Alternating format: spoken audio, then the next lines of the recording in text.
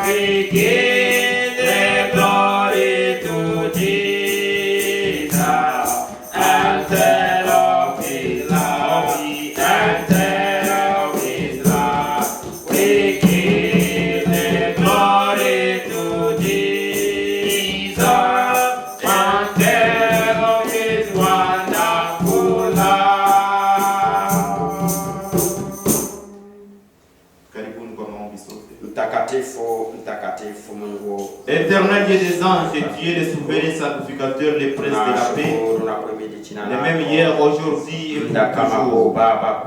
Dieu tout-puissant, nous venons de lire la lecture de ta parole comme des êtres humains instruits au bas de l'école. Mais l'interprète de ta parole, c'est toi-même, le vrai enseignant. Descends et enseigne ton peuple, descends et vivifie nos cœurs encore une fois, Seigneur Jésus-Christ. Père éternel, quand sortant ici, nous puissions être comme celle de Maouss et l'autre qui était au milieu d'eux. Ils eurent leur cœur vivement touché.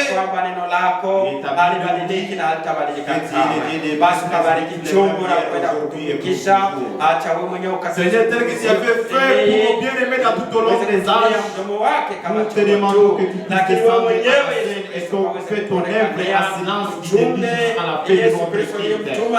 Je chasse tout démon et toute tentation, tout mauvais esprit aussi de ces diables de ces morts, qui peut nous entasser, Seigneur.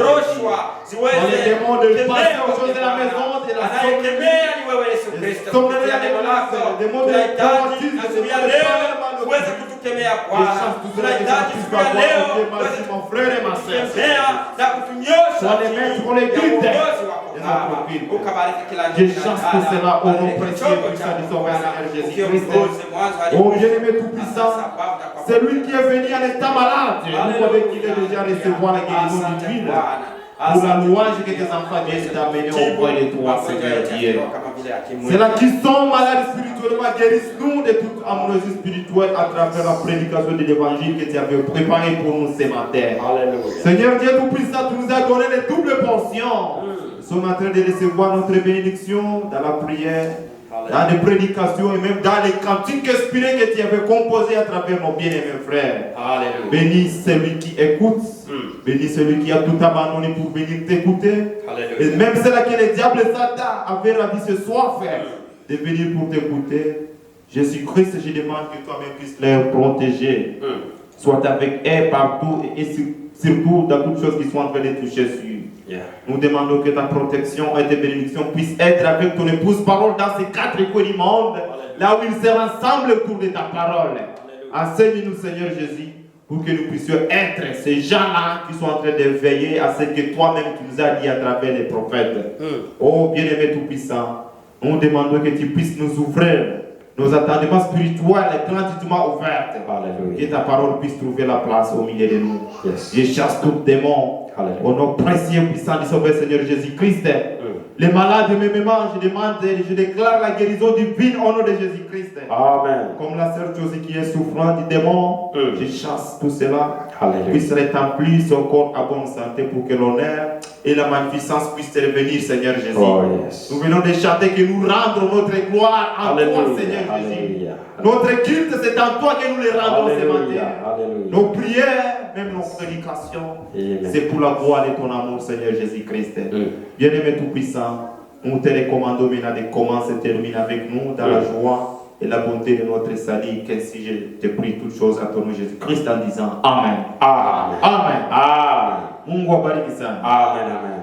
Que le Seigneur Dieu vous bénisse. Amen. Dio mnaweza kukaa. Ndio mnaweza kukaa. Tutasoma tena Mathayo 19 verse yake ya 9 mpaka 12. Tunasoma katika jina la Yesu Kristo. Matthieu 19 verset 9 à 12. La Bible dit ceci. Écoutez attentivement.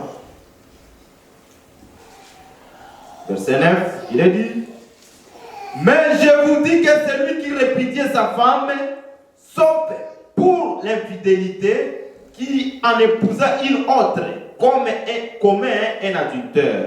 Ses disciples lui disent: si telle est la condition de l'homme à l'égard de la femme, il ne nous pas avantagé de se marier.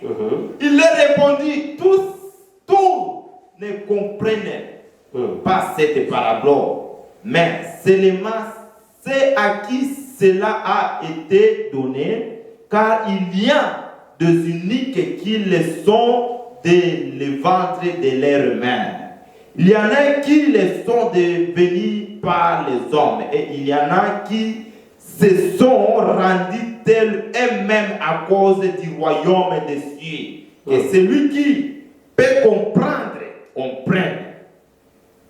Que celui qui peut comprendre, comprenne. Alors, on lui amène des petites... Ça, c'est autre chose. Que Dieu bénisse la vie de sa parole. Là-bas, tout ce même Swahili. Aujourd'hui, on va beaucoup lire parce qu'on va mettre les points virgules sur notre première partie pour que le dimanche, on puisse entamer la deuxième partie. Tout ce même parle. C'est Matthieu 19, verset 8, verset 9 à 12. Tunasoma katika Mathayo 19 tunaanzia mstari wa 8 hadi 12. Hadi 12. Nasoma mchina na swate mzuri mu Biblia. Akawaambia, Musa kwa sababu ya ugumu wa mioyo yenu aliwapa ruhusa kuacha wake zenu, lakini tangu mwanzo haikuwa hivi.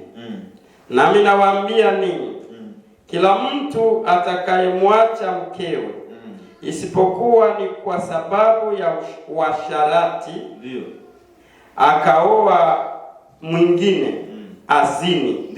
Naye amwaye yule aliyeachwa azini.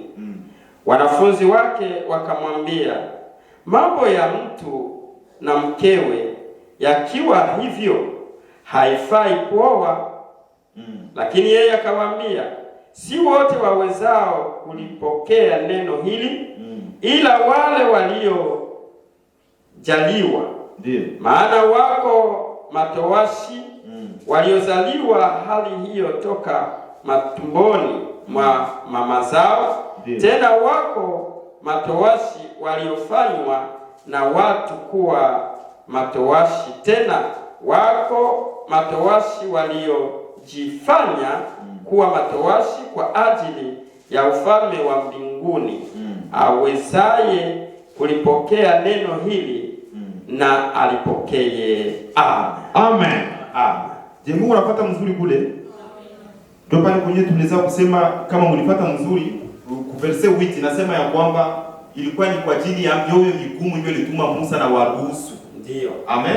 Ndio vile Biblia inasema kwa verse 8. Ndio. Kwa verse ya 9 pale watu bwana, sasa nisikia kama ilikuwa ni juu ya vile manake alina vizuri sisi watu wakubwa naoa. Babaki hapo wakubwa mtowashi. Na kwa padiri. Si ndio vile? Mungu mwenyewe Yesu katika mwili akabajibu nini? Akasema sio vizuri. Amen. Sio vizuri. Mekuko watu wenyewe balizaliwa kwa watu washi hivyo hivyo tu. Habezi wako kwa. Mimi napaka wengine wako wanajifanya kwa watu washi. Bali wako kufanya kwa watu washi ndio wako wanashindwa. Ndio wanajifanya alina vyao. Ndio. Mimi kiamana ni kuoa. Ndio. Amen. Amen. Ndio kwa maana message ya prophet Branham ambayo tulipokea haifanyi watu kwa mapadiri. Hakuna mapadiri mu message. Kama ndugu anatafuta kuoa mkonseiller njia za kutafuta kuoa ni gani? Ndio. Ayafunja neno. Amen. Amen. Amina. Ok. J'ajoute 1 Corinthiens, Wakorintho wa kwanza 6:9.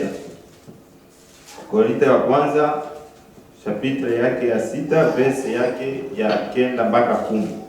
Nasoma katika jina la Yesu Kristo. Il est dit ceci. Ne savez-vous pas que les injustes n'hériteront point le royaume de Dieu? Ne vous trompez pas, ni les impudiques, ni les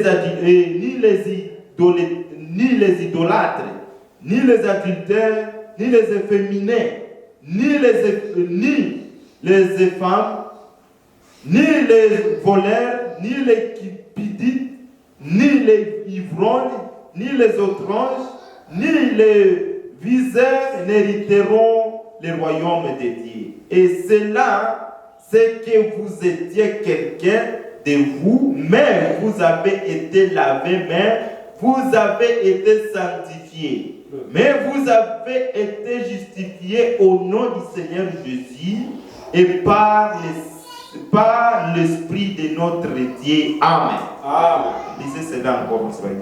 Ndio, katika Wakorintho wa kwanza 6, ndio naanzia mstari wa 9 hadi wa 11. Au hamjui ya kuwa kumnyang'anya mali zao, les injustes n'hériteront point. Au hamjui ya kuwa wazalimu hawataurithi ufalme wa Mungu? Msidanganyike, washerati hawataurithi ufalme wa Mungu, wala waabudu sanamu, wala wazinzi, wala wafiraji, wala walawiti, wala wevi, wala watamanio, wala walevi, wala watu watukanaji, wala wanyang'anyi. Na baadhi yenu mlikuwa watu wa namna hii, lakini mlioshwa, lakini mlitakaswa, lakini mlihesabiwa haki katika jina la Bwana Yesu Kristo na katika Roho wa Mungu wetu. Amen. Amen. Amen. Mungu unafuata mzuri kule. Ndio. J'ajoute encore Hébreux 13 verset 4. Naongeza Waebrania 13 verse yake ya 4. Tungaliki mwende somo yetu ya kuhusu poligami. Verset 4 nasema hivi. Que le mariage soit honoré de tous et les lits conjugales exemptés de souillure. Car Dieu jugera les impudiques et les adulteurs. Ne vous livrez pas à l'amour de l'argent. Contentez-vous de ce que vous avez, car Dieu lui-même a dit: je ne te délaisserai point et je ne t'abandonnerai point. C'est donc avec assurance que nous pouvons dire: le Seigneur est mon aide. Le Seigneur est mon aide. Je ne crains rien qui peut me faire un homme. Amen. Lisez là-bas, frère. Waebrania 13. verset 4. 13 ya Waebrania mstari wa 4. Nasoma jina la Yesu Kristo. Amen. Ndoa na iheshimiwe na watu wote, na malazi yawe safi. Kwa maana waasherati na wazinzi Mungu atawahukumia adhabu. Msiwe na tabia ya kupenda fedha, muwe radhi na vitu mlivyo navyo, kwa kuwa yeye mwenyewe amesema, sitakupungukia kabisa wala sitakuacha kabisa. Amen. Amen. Amen. Ile ingaliki tu mpaka mwa ile somo yetu ya poligamia.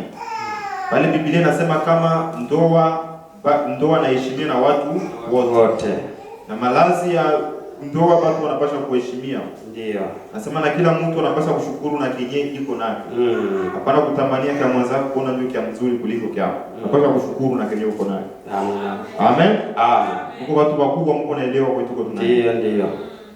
Ndio, tunaongeza Apocalypse Revelation 21 verset 8. Unaweza kusema sasa leo tu manake ni Biblia hapana, tunaziweka conclusion ya venye tulianza. Si ndio vile? Ndio. Sasa tunapaswa kuonyesha kwa vile tulikuwa nasema tulitosha wapi. Je, na Biblia na soutenir. Amen. Amen. Ndio. Apocalypse 21 verset 8. Nasoma inasema hivi. Mais pour les lâches, les incrédules, les abominables, les meurtrières, les impudiques, les acheteurs, les idolâtres et tous les menteurs, leur part sera dans l'étage ardent de feu et de souffrance et de soufre, ce qui est la seconde mort. Amen. Amen. Ufunuo 21 tunaanza hapo mstari wa 8. Ndio. Bali waoga na wasioamini na wachukizao na wauaji na wazinzi na wachawi na hao waabuduo sanamu na waongo wote, sehemu yao ni katika lile ziwa liwakalo moto na kiberiti. Hii ndiyo mauti ya pili. Amen. Unafuata mzuri? Ndio. Tunaongeza Ezekiel 23. Ezekiel 23 verset 20. Je lis. Il est dit ceci la Bible. Elle s'enflammait pour des impudiques dont la chair était comme celle des ânes et l'approche comme celle des chevaux. Tu n'étais souvenu des crimes de ta jeunesse. Lorsque les Égyptiens pressiens tes mamelles à cause de ton sein virginal, c'est pourquoi en Liban, ainsi parle le Seigneur l'Éternel, voici j'ai existé contre toi des amers, c'est dont ton cœur s'est détaché et je te les ai amenés de toutes parts contre toi. Les enfants de Babylone et tous les chandelles, nobles, princes et seigneurs et tous les enfants tous les enfants de l'Assur avec eux, jeunes et charmantes, tout gouverneur et chef illustreur, tout monte sur les chevaux et il marche contre toi avec les armes des chars et des roues.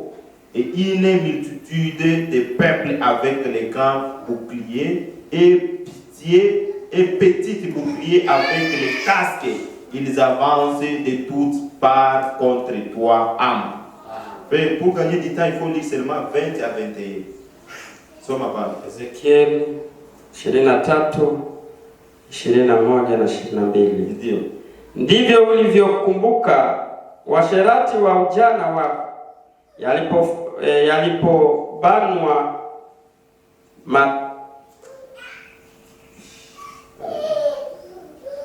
yalipobanwa matiti yako na wa Misri, kwa maziwa ya ujana wako. Kwa sababu hiyo, ewe Oholiba, Bwana Mungu asema hivi, tazama nitawainua wapenzi wako juu yako, ambao roho yako imefarakana nao, nami nitawaleta juu yako pande zote. Amen. Amen. Amen. Mnafuata pale mzuri ku verset 20 nasema hivi.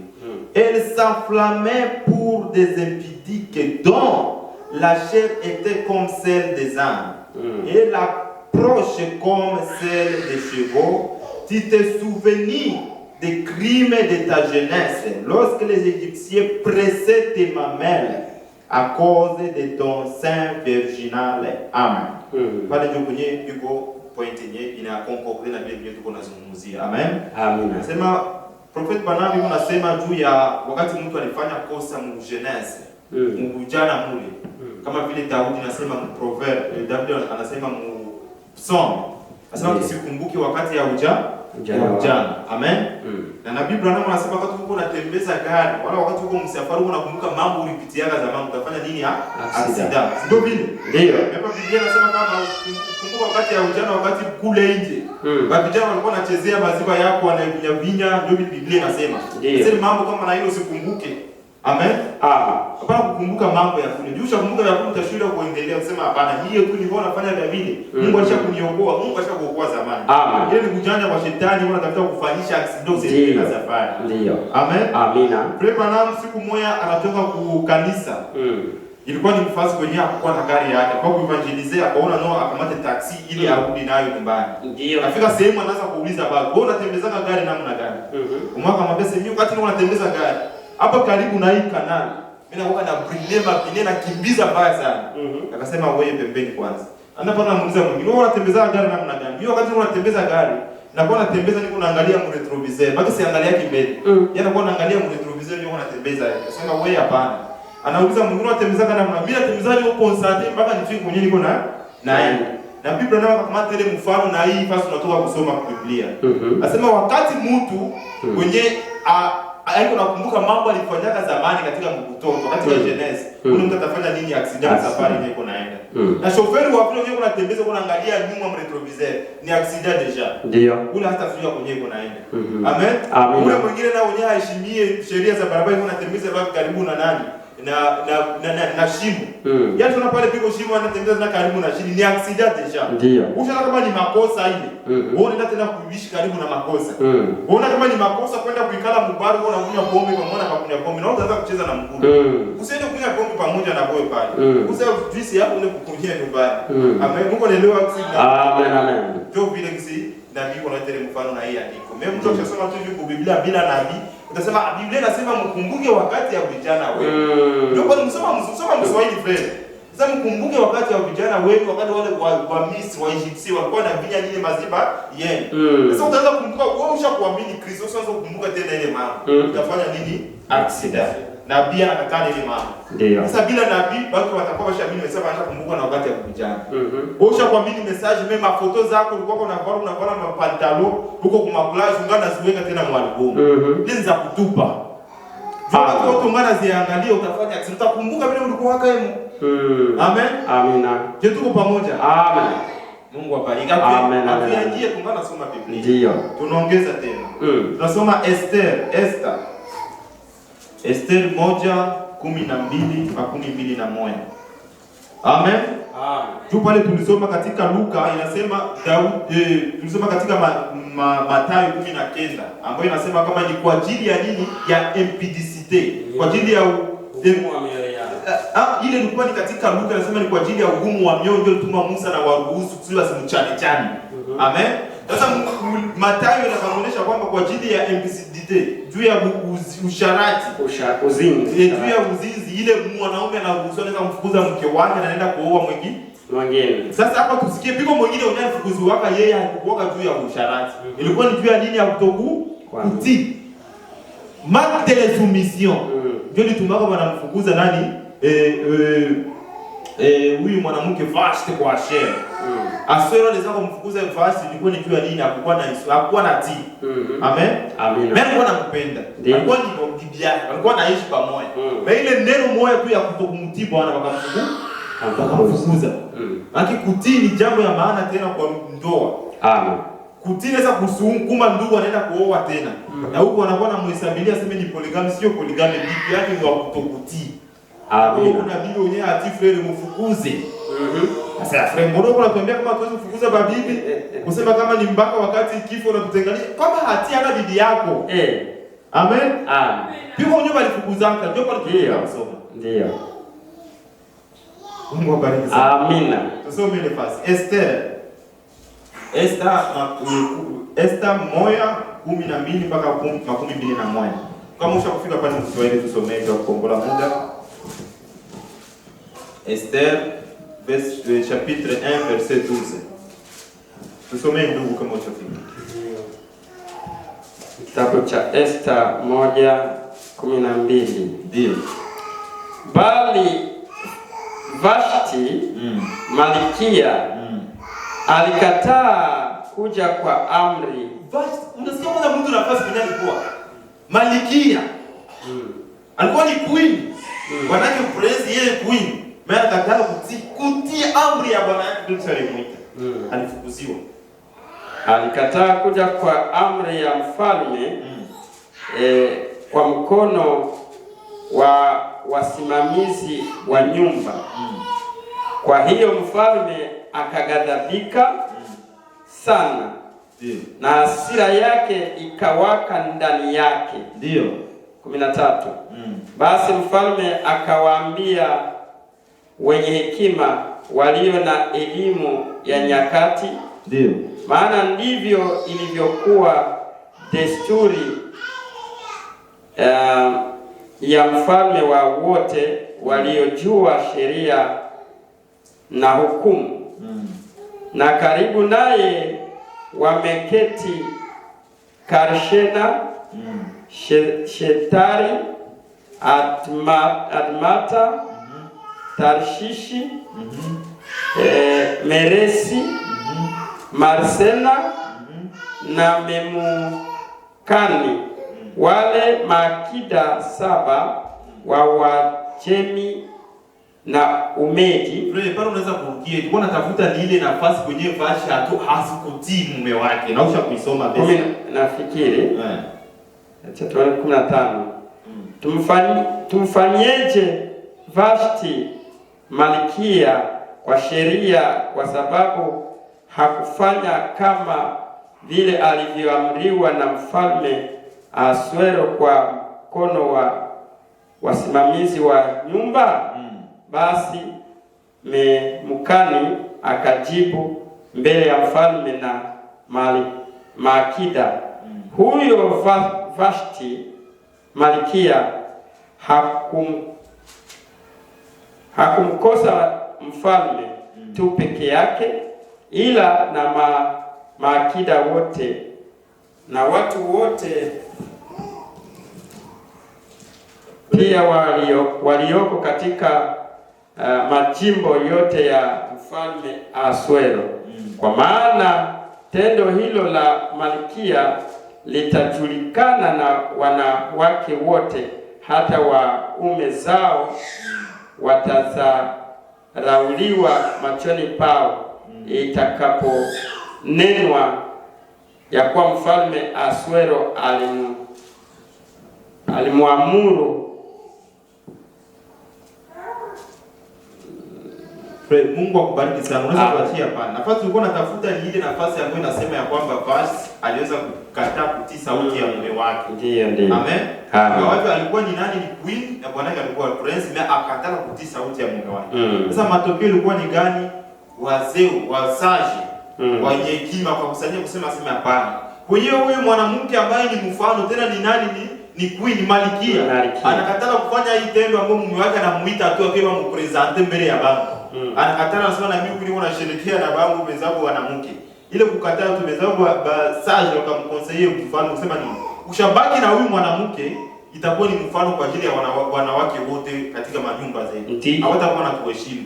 Iko pale kama ni ikuwe fundisho ya kuonesha ya kwamba huyu mwanamke alifanya ni kosa, unapasha kumfukuza. Ndiyo. Na alimfukuza kwa kubakia pamoja naye. Kama mnasoma Esther 2 pale ndio ni yeye ndio tupendaka, si atumpenda. Ndiyo. Tukasema kama wandugu nao ndio wanapendaka dada. Na ile kisa wanampenda ndio inamsukuma yeye aende kuchumbia. Hapana, dada pia kuchumbia. Ni frere anaenda kuchumbia, ni juu ya mapendo. Sasa dada sasa ile kinyana mpasha kufanya ni kutii. Wala na mheshimu. Akishakubali kwa sababu ndio mimi nakubali kwa shefu wangu, maana unapasha kuwa na tina kuheshimu. Wakati wote hautii na kuheshimu wala unaheshimu tu mimi hautii, unaweza kufukuzwa. Tu hauko mke wake. Amen. Amina. Mungu awabariki sana. Amina. Ni vigumu sana mwenye message yetu tuliamini. Ndiyo. Ndio pale kwenye frame Branham anasema kama fast kwenye tunafikia sasa ndio pale watu wanakusaka mkichwa. Anasema hili mimi siwezi kuviamini. Maana katala. Mimi ndio vile frame Branham anasema nini? Asema atawa na katala kuviamini vile. Mimi ndio si ndio pale tunapendaka sasa. Amen. Amen. Amen. Tulisomaka vile nabii anasema. Ndiyo. Watu wanagrate mkitasema hivi ni vigumu sisi hatuwezi kuviamini. Mimi Branham anasema hapo ndio kwenye sisi tunapendaka sasa. Kwenye watu wanakatala mimi ndio sisi tunapenda. Amina. Mungu abariki sana. Amen, amen. Tusome wa Korinto kisha ndio pale tutaingia sasa mzuri kwa ajili ya kuconclure ile nafasi ambayo tulianza. Wa Korinto wa kwanza 7:12 mpaka 13:9. Wa Korinto, 1 Corinthiens chapitre 7 verset 12. Il est dit ceci: aux autres, ce n'est pas le Seigneur, c'est moi qui dis. Si un frère a une femme non croyante, qu'elle constante habiter avec lui, qu'il ne la répudie point. Amen. Et si une femme a un mari non croyant et qu'il constante habiter avec elle, qu'elle ne répudie point son mari. Car le mari non croyant est sanctifié par la femme et la femme non croyante est sanctifiée par les frères. Autrement, vos enfants seraient impurs, tandis que maintenant ils sont saints. Si les non-croyants se séparent, qu'ils se séparent, les frères ou la sœur ne sont pas liés dans ce cas-là. Dieu nous a appelés à vivre en paix. Amen. Amen. Tusome neno basi. Ni Wakorintho wa kwanza 12. Tunaanza mstari Wakorintho wa kwanza 7:12. Ndio. Ndio. Lakini watu wengine nawaambia mimi wala si Bwana, ya kwamba iwapo ndugu mmoja ana mke asiamini, ndio, na mke huyo anakubali kukaa naye, asimwache. Ndio. Na mwanamke ambaye ana mume asiamini, na mume huyo anakubali kukaa naye, asimwache mumewe. Ndio. Kwa maana yule mume asiamini hutakaswa katika mkewe, na yule mke asiamini hutakaswa katika mmewe.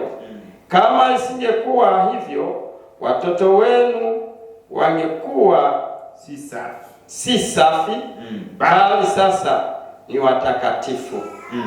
15. Ndio. Lakini yule asiamini akiondoka, na aondoke. Amen. Est-ce que quelqu'un peut dire amen à cette version? Amina.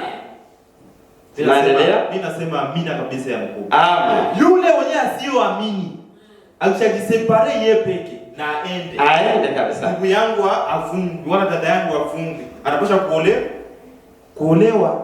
Yote nafasi tulisemaka si hapa, anasema tuko na dada kule kumwisho alikuwa ile siku. Anasema wewe ukishapata friend mwenye anakupenda hapa sasa, na anaitika kujikeli aibu ya mambo ripiti yako, tutapia na kumariage yako. Ndio tunaamini kama mume wako asiamini ajisepare na wewe. Kwamba na vile kwa ngambo ya ndugu na yeye. Ndugu naye wenyewe anajisepare na mke wake. Ule mke wake anatoka na muacha. Kisha huko anakuja kuoa, anapata dada sasa mwenyewe atamkubali vile kisi iko. Ule ndugu naye hafungi. Yule dada alimuacha, alikuwa ni mwenyewe asioamini. Mimi nyamba naamini. Wote ni Bakristo walifanya agano hapa 20.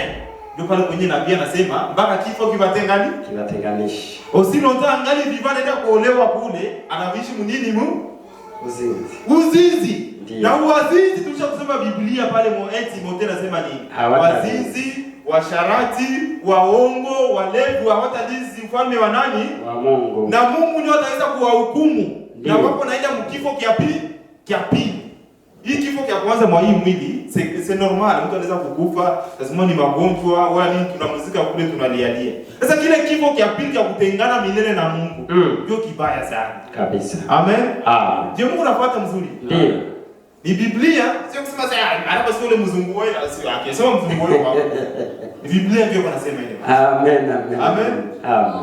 Mungu abariki sana. Amen. Je, tuko pamoja? Amen. Ule asiyeamini atatengana. Mmoja fulani ndugu wetu wana wa kufungwa. Ndio. Tunaenda kwa mariage yule ndugu tunasherehekea. Nzuri sana. Mimi kama wote wawili walikuwa waamini, sasa wanafanya tena mariage. Bado naishi katika nini? Usidifu. Amen. Amen. Malizia pale frere, kusudi biingie mzuri. Ndio.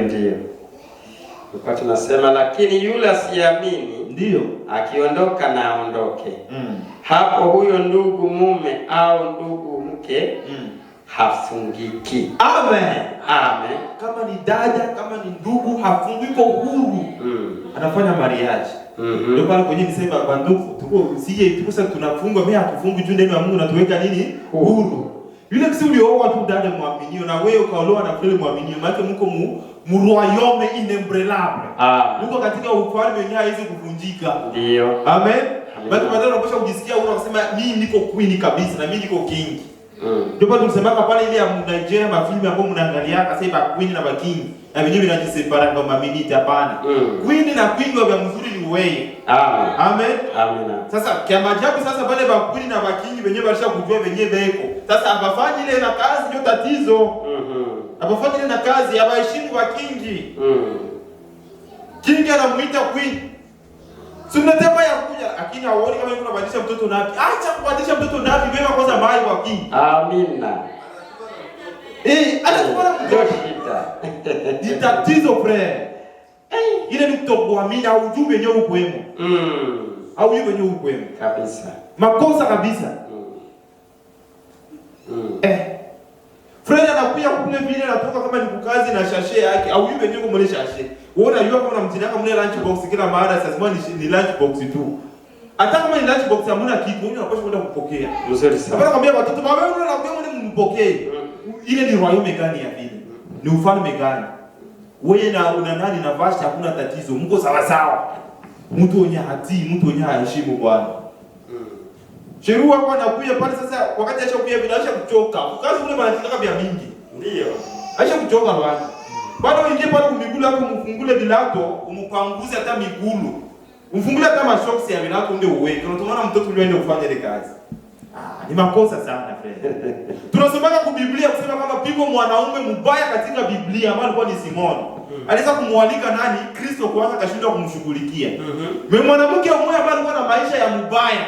Ndio. Ule mwanamke tunajua historia yake mwenyewe alifanya friend. Ndio. Alifika kwa kusema hata huyu bwana anamkaribisha hapa mimi amshughulikie. Alienda pale kumiguu yake, hapana kukichwa. Hapana kukifua. Alianzia wapi kumiguu? Kumiguu. Analia machozi na msukula miguu na nywele zake zinapanguza nini? Miguu. Amen. Amen. Ndio ilikuwa sheria. Wakati unamwalika mtu unapaswa kumshughulikia na wote wanafikia kukaramu unapaswa kuwasukula. Ndio. Sasa ule bwana anakumshughulikia. Sheria hapo kuna kuya kule kwenye alienda kule ilikuwa ni mwingine royaume anatoka muma sheria zingine za kazi. Anafika sasa kunyumba na kudia mwile utawala wake. Sio ajisikie huru sasa. Wewe dada unaweza kumwangalia kama ni vitapikio. Wala ni rafiki yako, wala ni mwenzako. Ndio, of course ni mwenzako, mimi haiko mwa ile kiwango ya vile. Unapaswa kuheshimu na kutenda kumshughulikia wakati wote anafika. Amen. Amen. Amen. Kama ndio unasikia? Amina. Yapaswa kusikia pale. Amina. Amen. Amina da Brigitte. Amina. Ndio.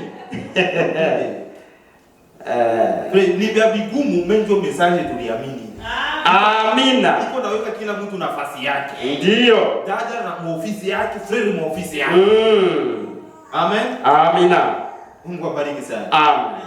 Mungu watu wakubwa Mungu anaelewa venye tuko tunasema. Ndio. Malizia ile verse ya maliza frere. Ndio. Uko 16 sasa. Bado tungali pale tulikuwa tunasema hapo huyo ndugu mume au ndugu mke hafungiki. Ndio. Lakini Mungu ametuita katika amani. 16. Ndio. Kwa maana wajuaje wewe mwanamke kama utamwokoa mumeo? Au wajuaje wewe mwanamume kama utamwokoa mkeo? Lakini kama Bwana alivyo mgawia kila mtu, kama Mungu alivyomwita kila mtu, na aenende vivyo hivyo, ndivyo ninavyoagiza katika makanisa yote. Amen. Amen. Amen. Mungu nasikia mzuri pale.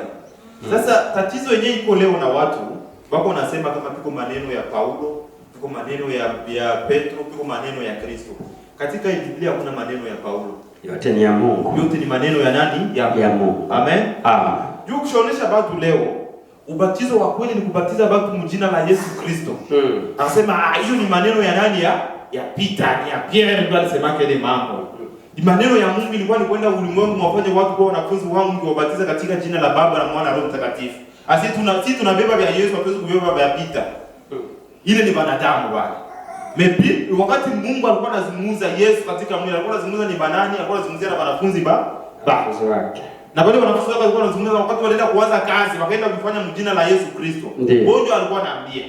Hapo unasikia Paulo kisi anasema, hii yeye ndio iko naagiza. Wakati iko naagiza sio maneno yake, ni maneno ya Mungu katika kinywa cha Paulo. Amen. Amina. Na unasikia mwisho pale na conclude kusema nini? Hii mimi naiagiza katika makanisa yote. Na hapa kwa Australia. Ndio. Hii mambo tunatoka kusema inatuhusu sisi. Amina. Amen. Amen. Ni yetu. Ndio. Amen. Amina.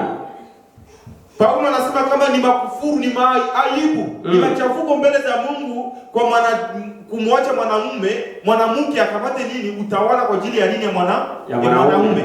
Sasa ni makufuru mbele ya Mungu kumwacha mwanamke afundishe mbele ya wanaume. Ni makosa. Kisha watu wanasema hapana, ule ndiye alisema pale ni Paulo. Paulo ndio alibakataza, Mungu hayabakataza. Sasa kama ni Paulo ndio alibakataza, sasa nani yonyani baruhusu? Mtupatie verse moja kwa Biblia ambayo Mungu alibaruhusu. Wala mwingine mtu alikuwa kabaruhusu isipokuwa ile nafasi ile Paulo alikataza. Hakuna ile nafasi anasema hivi. Hakuna. Ni mambo ni kukataza tu haruhusu. Amen. Amen. Mambo ni kukataza tu hayaruhusu. Mungu abariki sana. Amen. Je, Mungu anafuata mzuri? Ndio. Ni tatizo zenyewe ziko napatikana huku nje ulimwengu. Hata ulimwengu ya ujumbe hii mambo inafanyika. Kabisa. Hii mambo kunafanyika. Sasa ni Paulo ndio alisema. Mimi sio Mungu alisema. Hakuna maneno ya Paulo katika Biblia na maneno ya Mungu hapa. Yote ni maneno ya Mungu katika kinywa cha nani? Cha Paulo. Ndio. Hii ujumbe ya Nabii Branham ambao tuliamini. Hakuna ujumbe ya Branham na ujumbe wa Mungu. Yote ni maneno ya Mungu katika kinywa cha nani? Cha nabii. Amen. Amina. Mungu abariki sana. Amen. Ndio, namalizia pale tunasoma verse yake ya mwisho. Ile dit: Quelqu'un a-t-il été appelé être circoncis qu'il demeure circoncis? Quelqu'un a-t-il été appelé être incirconcis qu'il ne se fasse point circoncis? La circoncision n'est rien et les circoncis n'est rien, mais l'observation des commandements de Dieu est tout. Amen. Je prends verset 39 plutôt, il est dit ceci. Écoutez attentivement. Une femme est liée aussi longtemps que son mari est vivant. Mais si le mari meurt, elle est libre de se remarier à qui elle veut. Seulement que ça soit dans le Seigneur. Si elle demeure comme elle est, suivant mon avis et à moi aussi, je crois avoir l'Esprit de Dieu. Amen. Amen. Soma ile ya mwisho verset 39. 39. Haya ya 39. Ndio. Mwanamke hufungwa maadamu mumewe yu hai, lakini ikiwa mumewe amefariki, yu huru kuolewa na mtu yeyote amtakaye katika Bwana tu. Lakini heri yeye zaidi akikaa kama alivyo. Ndivyo nionavyo mimi. Nami nadhani ya kuwa mimi nami nina roho wa Mungu. Amen. Amen. Mungu awabariki sana. Amen. Ile ndio kote ya conclusion ya vile vitu ambavyo tulikuwa nazungumzia kulingana na Biblia na kulingana na Biblia na Biblia na tupositionner kwa ajili ya polygamy. Mpaka hapa hatuamini kama polygamy tunaruhusiwa, hapana. Biblia inakatala na nabii hakukatalia. Ndio. Anasema kwanza polygamy ni mariage ya banani? Wapagani. Hapana, piko terme nabii alisema terme nuru. Hapana selo kwanza kipagani. Piko terme ambayo nabii aliweza kusema. Iko sawa, tunafuata mzuri. Tunasema ni mafundisho ya Injili ndugu. Tunapaswa kufuata ni vyetu. Nabii alisema nini kama polygamy ni mariage ya bampanya? Anasema polygamy ni mariage ya banguruwe. Ndio. Anasema nguruwe moya banaweza kuletea zizi ya manguruwe. Iko ni dume moya. Wale wengine wote wale ni babibi yake. C'est normal kwa ile manini nguruwe na mpanya. Amen. Amina. Ndio nabii alisema. Ndio. Maana wale wenyewe kuna mabibi ba mingi kule vile ndio kunajilinganisha kama vini ba nini hapa. Hapana, tunasema polygamy égale mariage de nini? Ya rat. Ni mariage ya banguruwe. Sasa na banguruwe sio nguruwe tu wa kawaida kama vile tunasema. Ndio pa tulienda kusema kama hizi mili hizi zenye tuko nazo. Nguruwe kwanza zinazidi hata na valeur. Ndio. Ndio pa tulisema kama hizi mili nguruwe zinazidi valeur, nguruwe tunaikula kwa kwanza na kuikula iko na valeur. Hii mwili ambayo polygamy inaishinda yuko na valeur moja ya nguruwe. Hii mwili haina hata valeur hata moja. Wakati zinakufa tunazizikaka. Na pia ipatia valeur ya $0.1. Haina hata value hata moja. Beki ya maajabu watu wako wanajivalorize na nini na nguruwe. Wanaenda kuishi na mabibi ba mingi. Yuko na bibi yake kule tena anatoka tena ingeenda kuongeza na mwingine. Ambao ni kitu kibaya. Biblia inatoka kutuambia kwamba kila mtu ashukuru wala atosheke na kile kenye iko nacho. Kama uko na bibi yako unapaswa kutosheka na ile bibi yako. Ndio. Amen. Amen. Useme sasa hapana mie njoo hapana. Mimi ndio wakati sasa mwa bibi wa mfupi funta mtoto wa mrefu. Deja pale unaingiza mambo ya polygamy ndani yako. Wewe na nguruwe mko sawa sawa? Sawa sawa. Wewe na panya mko sawa sawa friend? Sawa sawa kabisa. Mungu abariki sana. Ndio sasa pale mwe peke mnaweza kuramplace kila kitu na valere yake. Maana biko bampanya biko banaishi. Biko banguruwe biko naishi huko nje. Unamwona mtu unatembea na zanani mtu kumbe ni panya mbele ya macho yake. Kumbe ni nguruwe mbele ya macho yake. Oh my goodness. Nabii yuko na mise en jour, yuko na updates. Yuko na upgrades kama vile tuko na progress ya matelefoni. Tumewahi kuzungumza tu ile kitu. Nasema matelefoni za zamani tulikuwa za mabutu, za hapa sasa zinakuwa za screen touch. Biko na upgrade, ninabidi wana upgrade ile point. Nasema kama polygamy ni mariage ya banani? Ya panya. Mapanya. Mungu abariki sana. Amen. Ndio tunasoma sasa nabii ili tuweze kwenda conclusion. Inasema hivi katika le feu rouge clignota signe des avenirs. Aseme kimulimuli kekundu ishara ya ujio yake. Ya 1963. Le 23 juin mwezi wa sita. Inasema kwa paragraph 136. Inasema hivi nasoma mfuate nabii. Inasema regardez maintenant dans Jude chapitre 7.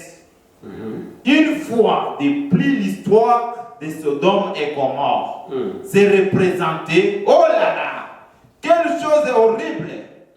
Nos maris et des femmes cherchant des unions contre nature. Quand un homme est marié à sa femme, ils ne sont plus deux. Ils sont un.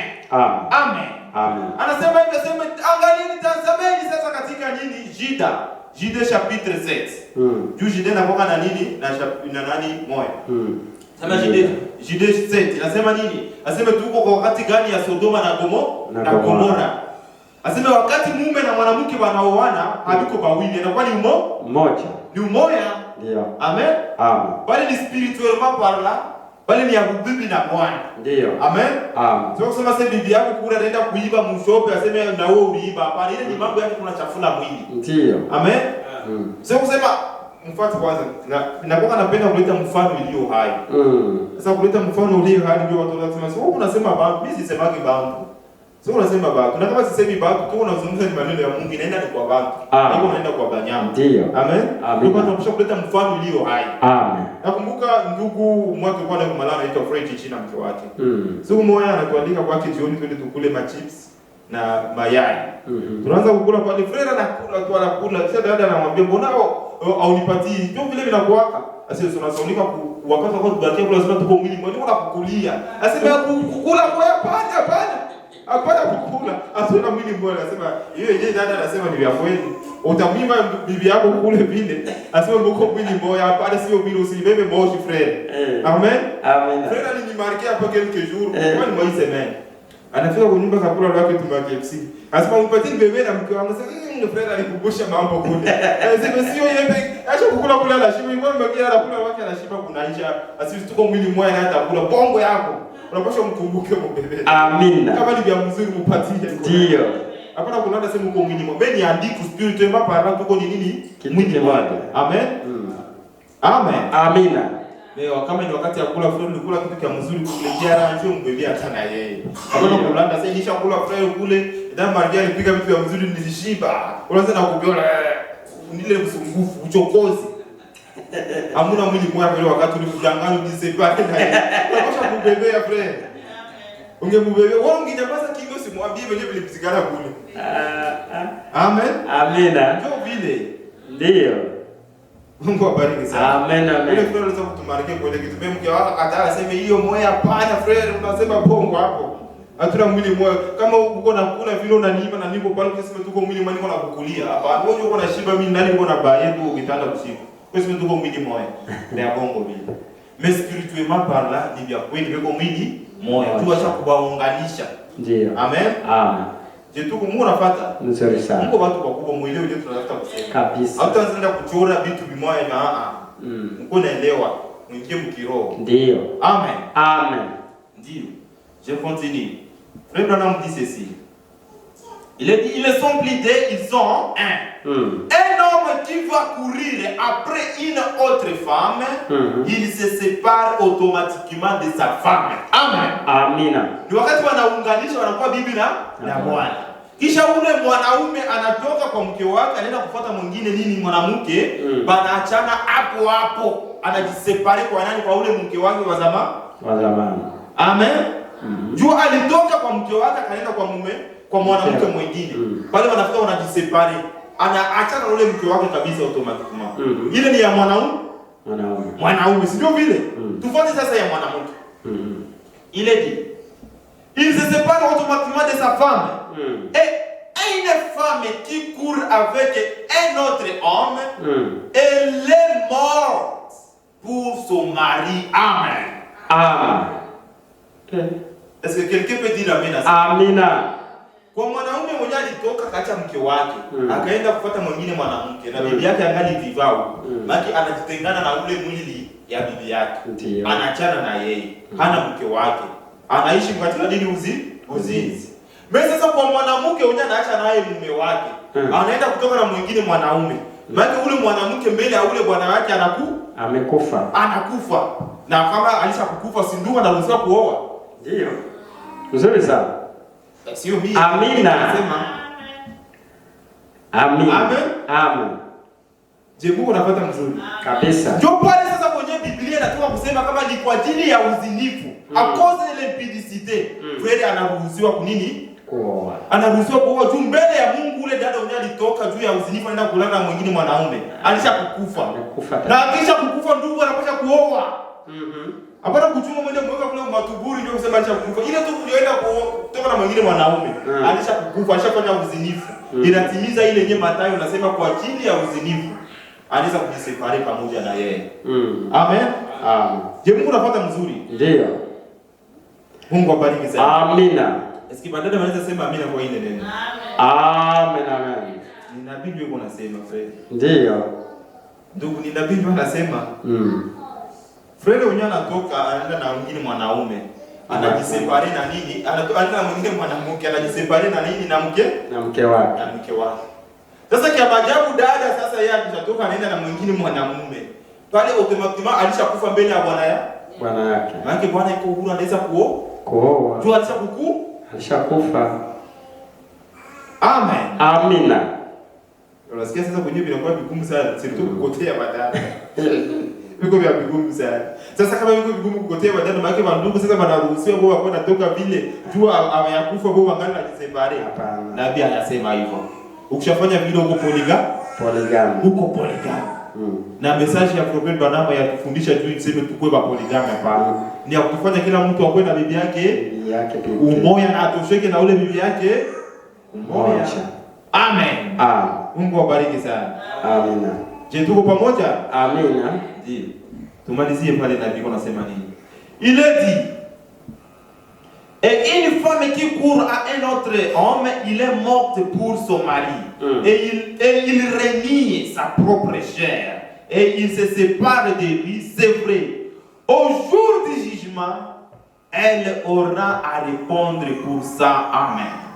Si mwanamke mmoja anatoka kwa mume wake anaenda na mwingine mwanaume pale alishakufa mbele ya mume wake.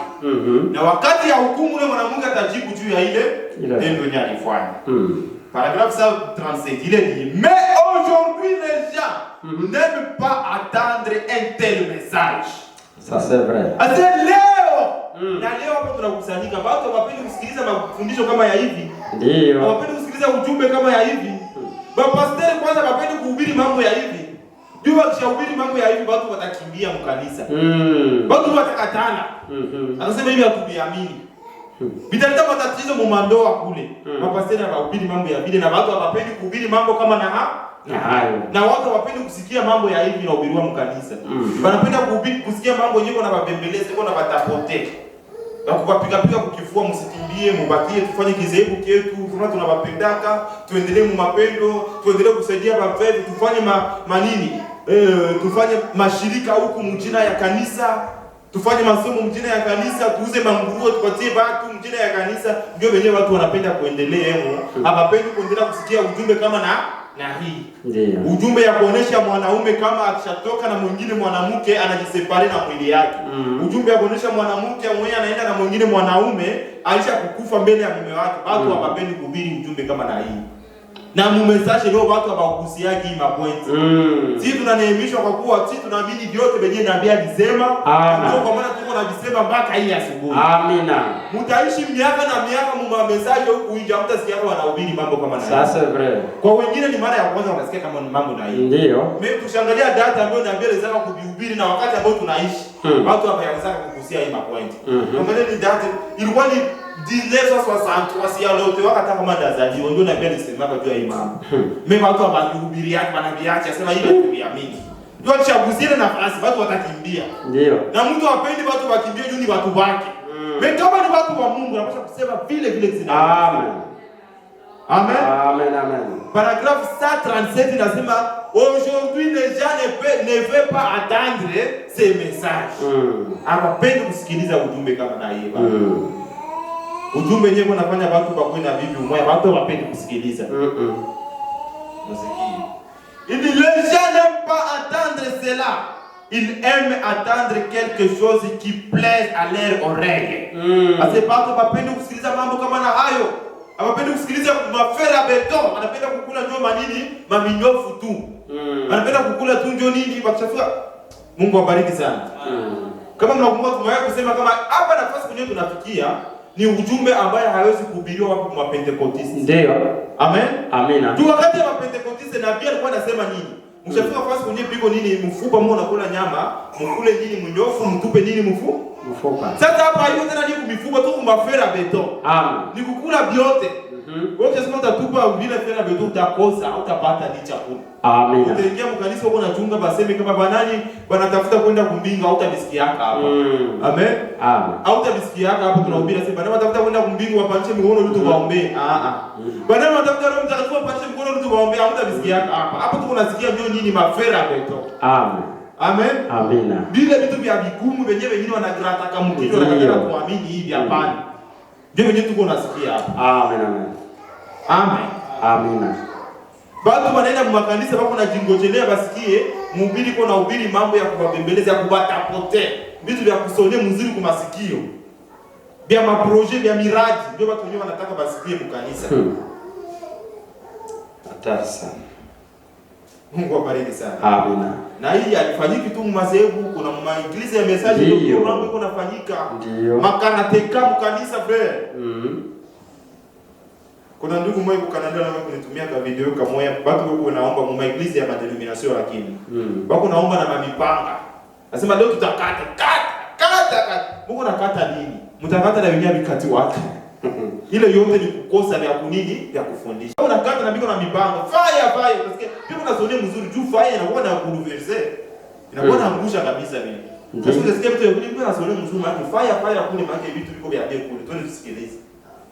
Mais abina bio. Watu wapenda kusikiliza nini? Message ya Prophet Branham juu ni mafera beton. Ndio. Tuko nafasi kwenye watu wapenda kusikiliza vitu vigumu wako na gratter mkichwa. Ndio markia hapana kulala. Hapana kulala. Amen. Amen. Il est dit, c'est exactement ce que le Saint-Esprit m'avait dit. M'avait dit le jour où je poserai la pierre angulaire là, il avait dit prêcher la parole à toute occasion favorable.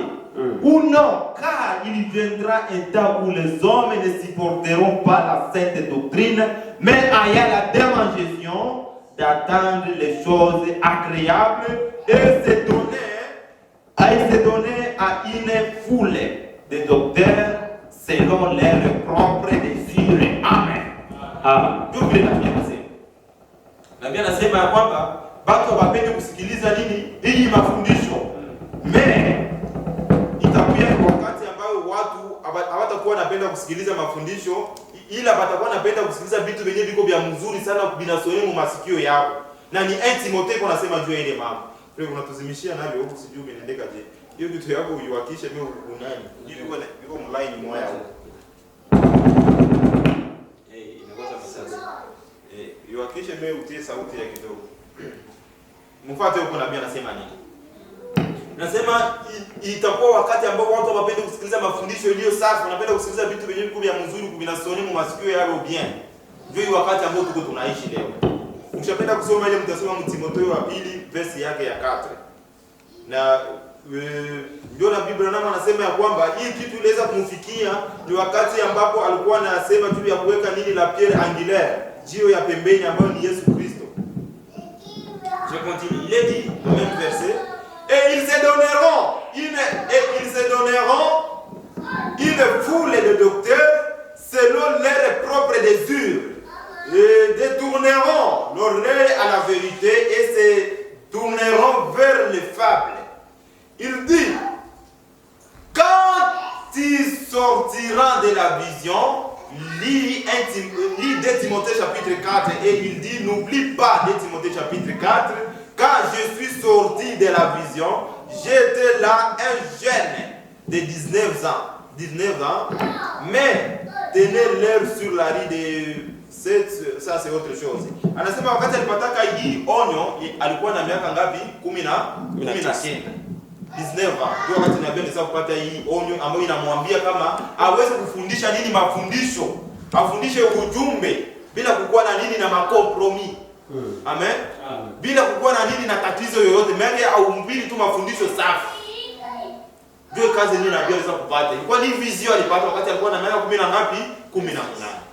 Tangu ile wakati alikuwa na miaka 18, ilikuwa ni mdesa 63.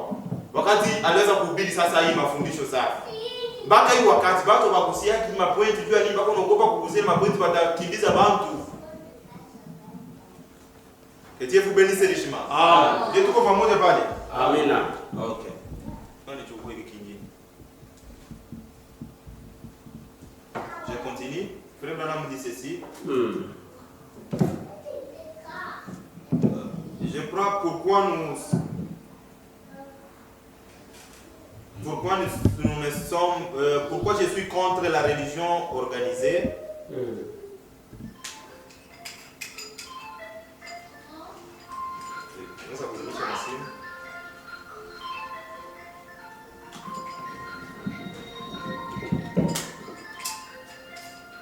Mapili naisha mwa hiki tubadilishe. Mungu abariki sana. Mapili iko. Ndio, tunafuata tunaendelea hapa. Pourquoi je suis contre la religion qui s'organise? Le 1962, paragraphe 101. Frère Branham dit ceci. Il dit, on m'a dit que vous croyez à l'amour libre, que l'homme devrait quitter leur femme et partir à la recherche des 3 points. Bon, vous voyez ce sont que des mensonges du diable. Oui, ni ndugu ambao nataka kumuuliza nabii swali. Aseme Frère Branham, baliniambia kama wewe unaamini kwa mapendo yenyewe iko ya uhuru, mwanaume anaweza kuacha mke wake, anaenda kutafuta mwingine kibwezi kule nje. Ndio Frère Branham anamjibia ndio wasema, "Wewe mnaona kama hiyo vinawezekana? Mwoni kama ni uongo wa shetani?" Ndio anasema bila c'est le mensonge du diable. Vous le savez, j'ai dit je suis absolument contre de telles choses qui sont contraires aux Écritures. Je crois à la sainteté et à la pureté. Asema mimi niko kinyume sana, mimi nakataa hayo mafundisho ya kusema ya kwamba mwanaume anaweza kuacha dini mke wake aende kutafuta mwingine mwanamke. Asema mimi niko nakataa kabisa, je suis contre ya ile mafundisho kama ya hivyo. Mimi naamini kwa dini kwa utakatifu na kwa kujitakasa. Amen. Baada hapo nabii yasema kama tunaruhusiwa kuacha wake zetu nitafuta wengine, hapana. Baada hapo nabii hayaruhusu poligamia, anakataa. Amen. Mungu abariki sana. Je continue de dire, je crois qu'un homme est lié à sa femme aussi longtemps qu'ils sont en vie. Vous ne devrez pas la prendre sans avoir premièrement prié. Amen. Anarudia tena ile Kristo ambayo anaweza kusema, aseme mwanaume iko anafunga wakati wote mke wake iko nini? Viva. Anaachiwa uhuru wakati mke wake nini? Alishakukufa. Na tulishoona namna nyingine ya kukufa sio kuchunga, sio ndio kumtia matuburi kule. Yeye mwanamke akishatoka tu anaenda kutaka na mwingine mwanaume, automatically pale alishakukufa mbele ya nani? Ya mume wake. Amen. Frere wote iko libre ya kuoa. Jua nini mke wake alisha nini? Kukufa. Ndio pale nabii angala rudia ile Kristo anasema l'homme est lié aussi longtemps sa femme est vivante. Mais tusichunge ile dada kule kumtia mtuburi kule kusema kama ndio anakufa hapana. Amen. Je, Mungu anafuata mzuri pale. Anaweza kuangalia vivant na ni Mkristo na anaenda kukanisa, anaabudu. Kama vile tuko tunaabudu hapa. Mimi mbele ya mume wake alishakukufa. Jua alitoka na mwingine mwanaume. Ni nabii ndio anasema tushatoka kusoma pale. Amen. Dis, je continue. Frère Branham dit ceci, même je saute pour gagner du temps. La marque de la bête de 1954. Frère Branham dit, comment vous dites que vous ne croyez pas que des hommes, que vous ne croyez pas dans un seul mariage? Ase mnaweza kusema namna gani kama nyinyi mnaamini kwa ndoa moja tu? Que l'église catholique parle d'un seul mariage. Si vous n'avez pas d'argent, là, d'accord. Mnasikia tena nabii anasema. Aseme kwa nini mnaweza kusema aseme nyinyi mnaamini katika ndoa moja? Kanisa Katolika yeye anasema kwamba katika ndoa moja ni inamaanisha kwamba hamuna nini pesa.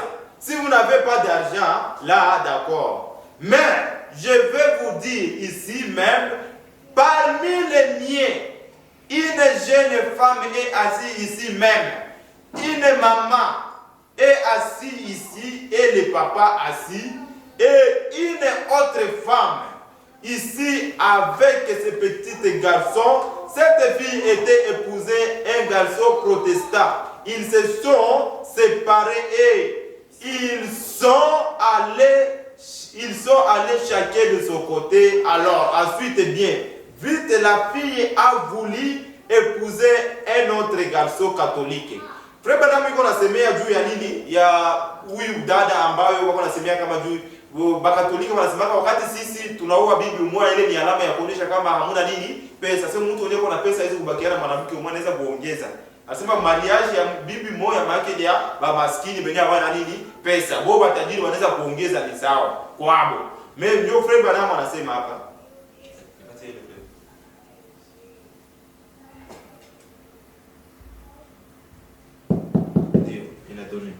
Ndio vile Frère Branham yuko anazungumzia pale. Anasema kama ile mariage anasemea sasa sio tu bakatolika. Anasema na pale kwa Branham Tabernacle piko dada ambaye alikuwa mkatolika, mais hata kutoka mkatolika iko nakusanyika wapi kwa Branham Tabernacle. Ule dada yeye anaamini naye ya kwamba kama piko garçon wa mprotestanti mwenye anataka kumuoa. je lis là-bas pour que vous puissiez saisir pensée mzuri. Il dit, cette fille avait épousé un garçon protestant. Ils se sont séparés et ils sont allés chacun de son côté. Alors ensuite, bien, vite la fille a voulu épouser un garçon catholique. Asa ule dada alikuwa anaolewa na ndugu ambao ni mprotestante, bakachana. Sasa huyo dada anatafuta kuolewa na nani? Na mkatolika. Et elle a dit à aller payer une grosse somme d'argent et venir la marier. Ule dada akamwambia ule ndugu ambaye wanatafuta kuoana naye sasa mkatolika, kusudi tuoane na wewe, wewe ulipe pesa moja ya mingi kwetu ndio mitaolewa na wewe. Ile sio mapenzi bali kama nauziana ndio. Ndio. Simuelewa vile nabii anasema. Ndio pale yenyewe kuna iconnecte anasema kama kwa Katolika boyo, wanasema kushaua nini bibi umoja, ile ni alama ya kuonyesha kama uko nini maskini. Kama uko tajiri uko na pesa za mingi unaweza kuongeza, unaweza kuoa. Kwa hapo ni beko libre. Unaweza kufanya mambo kama nabii. Amen. Amen. Membaka hapa nabii hayaturuhusu tufanye mambo ya hivyo. Anasema ni mariage ya banani ya panya na panya. Mariage ya banani ya nguruwe. Nguruwe moja na zizi ya manguruwe banaweza kuiachia vile c'est normal kwa nguruwe. Ndio. Amen. C'est normal kwa mpanya. Mais si moi alliance ambayo tuko na aturuhusu kuwa na babibi mingi. Ni kila mtu atosheke na bibi yake umoja. Amen. Amen. Mungu abariki sana. Amen. Mungu abariki sana. Amen, amen. Je, mpaka hapa tulishaamini kama polygamy inaturuhusiwa? Hapana. Hapana, tuamini vile unatasema vile anatuzungizia na namzingizia na bibi ya bongo. Ndio. Amen. Amen. Ndio, Mungu awabariki sana. Amen. Ndio pale nilikuwa nasema tutaweka conclusion, tutaweka mkato kwa ajili ya hii point ya polygamy, ya kuonesha position yetu kwa kuhusu polygamy. Na mwa ile doctrine yetu wenyewe iko na ile karatasi ni point ya 15. Tunasema kama sisi hatuamini nini poligamia. Ndio. Tunaamini kama poligamia ni mariage ya banyama. Ndio. Si hatuko banyama. Tunatoka kwa banyama wakati wote tunapokea nini Roho Mtakatifu. Ndio kuna tofauti tofauti na nyama. Na Biblia inasema mwanadamu mwenyewe ana Roho Mtakatifu ni nyama. Ndio. Na wakati unaona iko na uwa Biblia mingi vile maana yake hana Roho Mtakatifu, iko nyama. Amen. Amen. Mungu awabariki sana. Amen. Ndio. Sasa tungaliki na muda kidogo, mniruhusu tuweze kuintroduire kidogo kuhusu ile partie ya pili ambayo inaitwa nini? La chevelure des femmes. Sio vile? Amen. Kwa hiyo tulisema projecteur ya kwanza ilikuwa ni nini? Polygamy, ndio ile tunatoka kuonesha kwamba sisi hatuviamini. Ndio. Mais banyama kule banaruhusiwa. Amen. Est-ce que quelqu'un peut dire amen? Amen, amen. Mungu abariki sana. Sasa pointi ya pili ambayo inaitwa nywele za wadada. Juu huku nje piko mambo ambayo yuko na zurura sana ya kusema kwamba wadada hawaruhusiwi kukata nywele, badada wanaweza kukata nywele wanaweka chapeau, badada wanaweza kusuka nywele, badada hawawezi kusuka. Sasa hivyo vyote mlivitosha wapi? Nabii alisema nini kuhusu nywele za wadada? Amen. Amen. Na kuhusu nywele za wadada Nabii Branham anasema nini? Eti vinaambatana na kuweza kumfukuza dada kama alikata nywele au hapana? Ndio twende sasa kuswali. Ni swali wanaweza kumuuliza nabii. Hakukieka tu mkanisa sema ndio badala kusema alikata nywele, bakatoa waenda mkanisa pale wanataka swali. Na nabii akaleta kama vile mafundisho kuonesha watu namna gani nywele zao ziko za samani kukichwe zao. Ndio. Amen. Ndio pale kwenye tunatafuta kuintroduce ile partie ile Jumapili tuweze kuimalizia. Kwa ile point pale utakamata muda, mezile za chini ndio ziko concorde sana na zitatubeba muda. Tunasoma mu question et réponse. Swali na majibu ya 1964 le 30 août. Nasoma question 351 plutôt. Frère Branham anasema hivi. Ni ndugu alimuuliza swali anasema, Frère Branham, s'il vous plaît, expliquez 1 Corinthiens. 1 Corinthiens chapitre 11 verset 4. Frère, tutarisha ile nafasi tusomee. Wanamuuliza ndugu Branham, tu expliquer wala tu explain 1 Corinthians chapter 11 verset 7. Tufasirie. Wala tufafanulie ile Korinthia ya kwanza verse yake ya chapitre yake ya 11 verse ya 4. Ndio tusikie ile swali na Biblia Branham anaanza kufasiria sasa namna gani. Ile swali inasema hivi: ceci ne veut-il pas que voile 3 points séparés de la chevelure ou la longue chevelure est-il seul voile dont nous avons besoin? Ni swali ambalo wanauliza sasa ndugu Branham. Sasa tusomeni nafasi kama ushakuwa tayari. 11 11 verse yake ya 4. Wakorintho wa kwanza 11 mstari wa 4. Ndio. Tunasoma jina la Yesu Kristo. Amen. Kila mwanamume asalipo au anapohutubu naye amefunikwa kichwa yu aibisha kichwa chake. Tusikie kwanza pale ya kwanza. Banasema banaanza na nani? Mwanaume. Mfuate mzuri pale. Nasema tout homme. Hapana kwanza mwanamke. Tout homme qui prie ou qui prophétise la tête couverte déshonore son chef. Et le chef de l'homme c'est le Seigneur qui est Christ Jésus. Amen. Amen. C'est le chef wa mwanaume. Ndio. Sasa chef wa mwanamke naye ni nani sasa? Msikie kisi pale maandiko iko naye. Mstari wa 5. Toute femme maintenant. Bali kila mwanamke asalipo ndio au anapohutubu bila kufunika kichwa chake yuaibisha kichwa chake. Amen. Kwa maana ni sawasawa na yule aliyenyolewa. Amen. Dada basema hata amina. Wewe mkutoka hapo mbele dada kusabua wakati nywele. Sasa basema amina na niandiko nasema. Asema toute femme qui prie en état couper ses cheveux, il est déshonneur ses chefs. Sio vile? Ndio. Tusome pale kwa Kifaransa. Toute femme ou au contraire qui prie ou qui prophétise la tête non voilée déshonore son chef. C'est comme si elle était rasée. Amen. Amen. Ase mwanamke wowote naye ambaye anaomba wala anabuda na pia mkanisa na afuniki kichwa chake anamuheshimisha nani? Shefu wake. Na shefu wake ya mwanamke hayakuwa Kristo pale. Kwa hiyo ile angali nani? Mume wake. Maana uko na mdeshonore mume wako. Wakati wote unapia kukanisa, wakati wote uko naomba, wakati uko mwanamke, Mungu katika royaume yenu bibi na bwana hata nyumbani. Haupaswi kukata nini? Nywele zako. Amen. Amen. Sasa wengine wanasema tupate kukata nywele zetu. Sasa tukishazikata tunaweka shampoo. Wanasema pale kama haufuniki kichwa, bado tunaweza kuzikata tunafunika hata tunaweka shampoo, ni sawa? Hapana. Amen. Ndio pale kwenye andiko na sasa utafsiri mwenyewe ya ile andiko. Ndio alimuuliza swali. S'il vous plaît, vous tu expliquer ou explain, give us an explanation of 1 Corinthians. Ndio nabii anaanza kuleta explanation ya 1 Corinthians. Kama ajabu sana alianzia na nini? Korinthia kwanza ilianza na nini? Na wanaume. Asema wanaume wote ambao wanaomba kuwa na nywele za mrefu bana mudeshonore shefu wao ambao ni Kristo. Na ndio shefu wa wanaume wote ni Kristo. Na shefu wa wanawake wote ni wanaume zao. Sasa kama ajabu leo biko bandugu wenyewe biko au contraire. Kwa bandugu yetu la plupart ya bazungu, ba frère bazungu acha kuamini hii message. Beko na nywele za mrefu, bako wana kudeshonore nani? Yesu Kristo. Je, mshaku remarquer ile kitu? Ndio. Asa frère, sasa unaanza kusema sana tena bazungu. Ndio vile message ndio tuliamini frère. Tunapaswa kuanza mfano hiyo hai ya kugusa. Amina. Mfano yenyewe hai ya kugusa frère. Ndio. Amen. Amen. Iko ile ni mfano yenyewe viva. Mungu anaangalia ile kitu. Ni bandugu wewe tu ya makatara. Mais aussi non tabako na nywele za mrefu.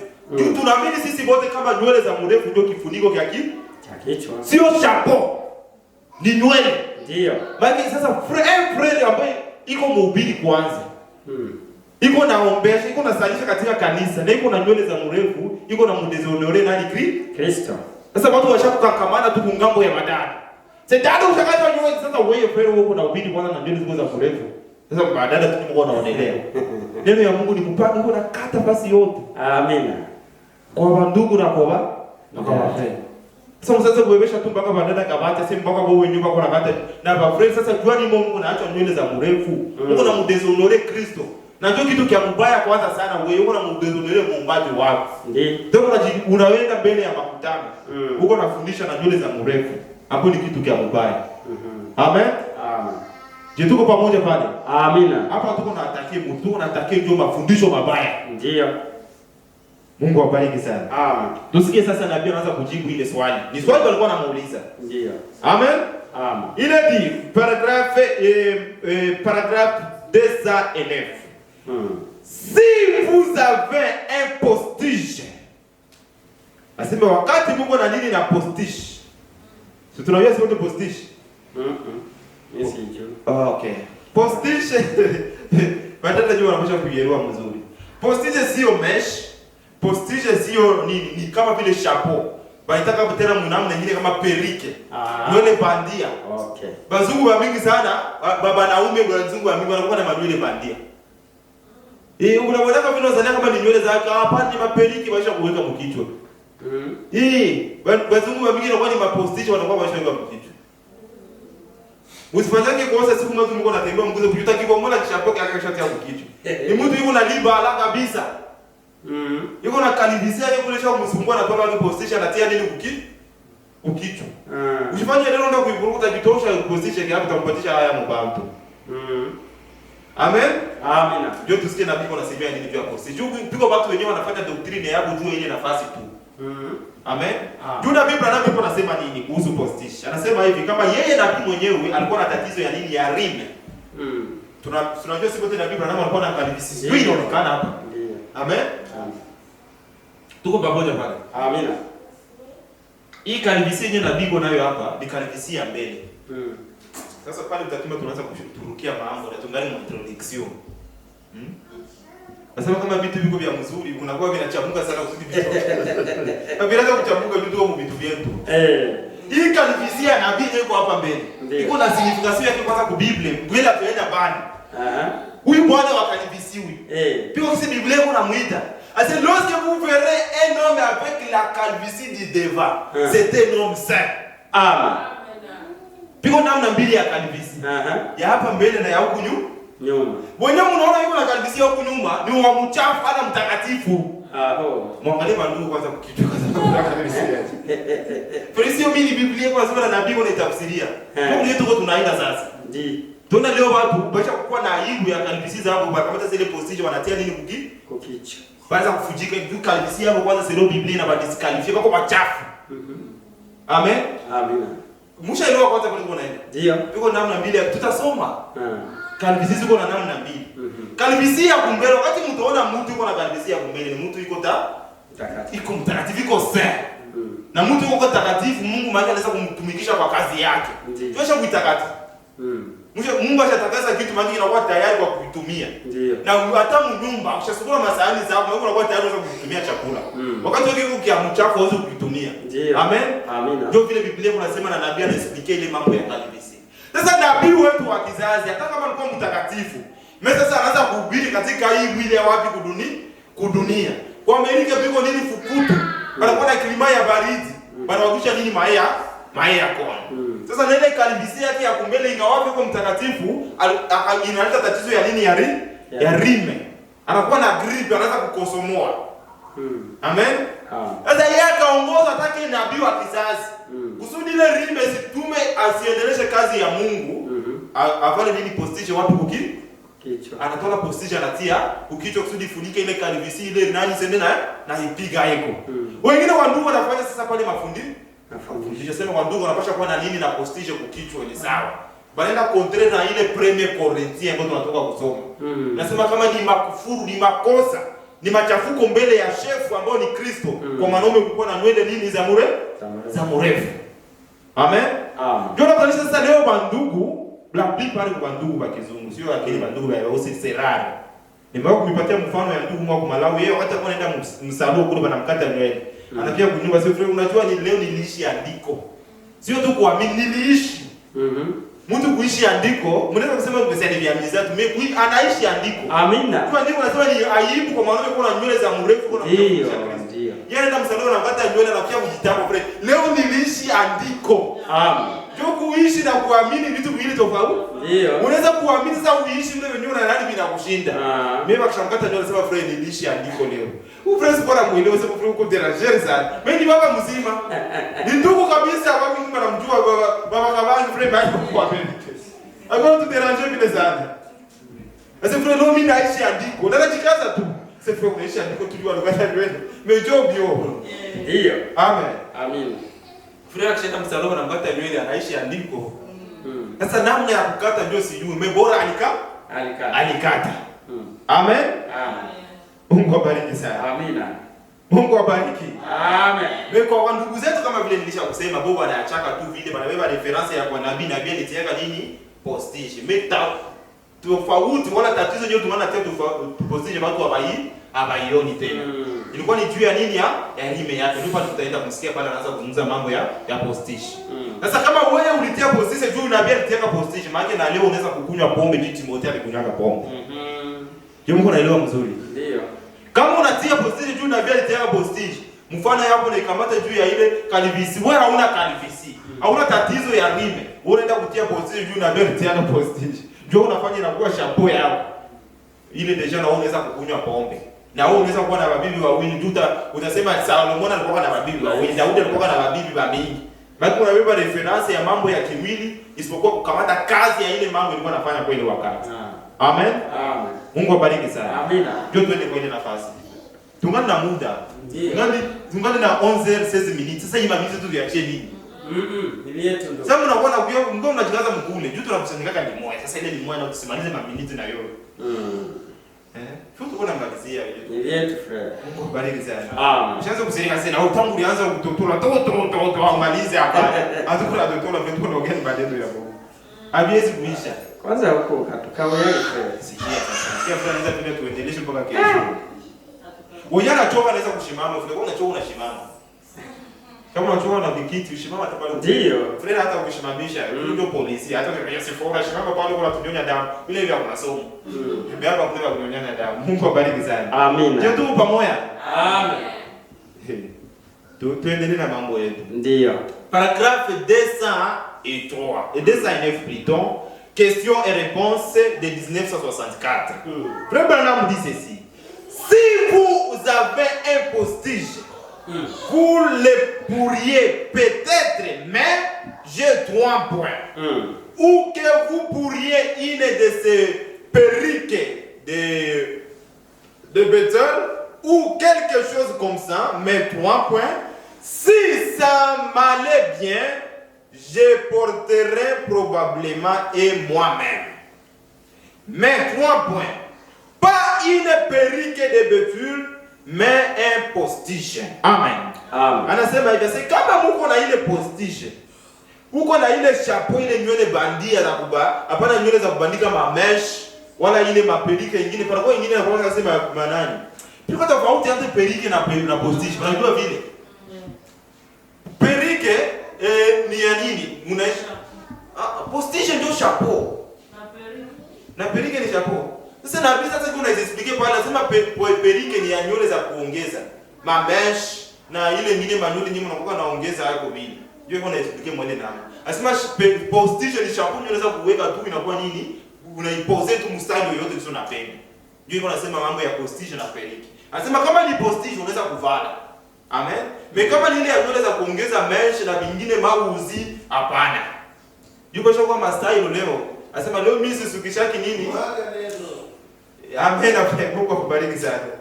Ni neno ya Mungu, hakuna makompromis. Amen. Amen. Amen. Ndio vile. Mungu akubariki sana. Amen. Je, tuko pamoja? Ndio. Hiyo unaweza kuongeza ndio mauzi.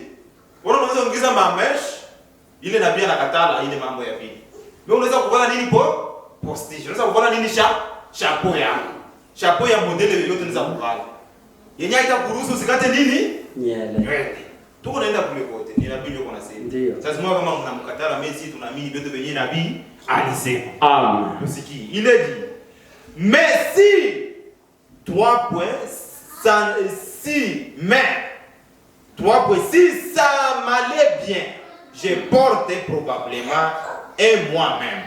Ase na mimi kama abiendi mzuri, mimi navalaka na mimi moya mimi mwenyewe. Sasa ndio atatuonyesha jua nini anavalaka ile moya, njoo ile kalivisi yake hapa kumbele ambayo na hii maya kone vinamsumbuaka, anaanza kukosoa kunani? Kukohoa wakati kuna hubiri ambayo sio mzuri. Amen. Ndio nilikuwa natuma yeye anavala nini ile postige. Mais sio doctrine akisema tukue nafanya bila hapana. Amen. Amen. Mais anasema kwa dada sasa mwenyewe kuna nywele za mfupi. Anaweza kuvala nini chapeau. Mais asiende kukata nywele kisha aweke nini postige. Anafanya nini? Kosi. Tusikie. Anasema nini? Si vous n'avez pas de cheveux et vous voulez avoir un, si vous pouvez le faire, c'est parfaitement en ordre. Amen. Amen. Est-ce que les sœurs peuvent dire amen à ceci? Amen, amen. Hapana unaenda kukata nywele. Anasema kama hauna nywele, ndio unataka.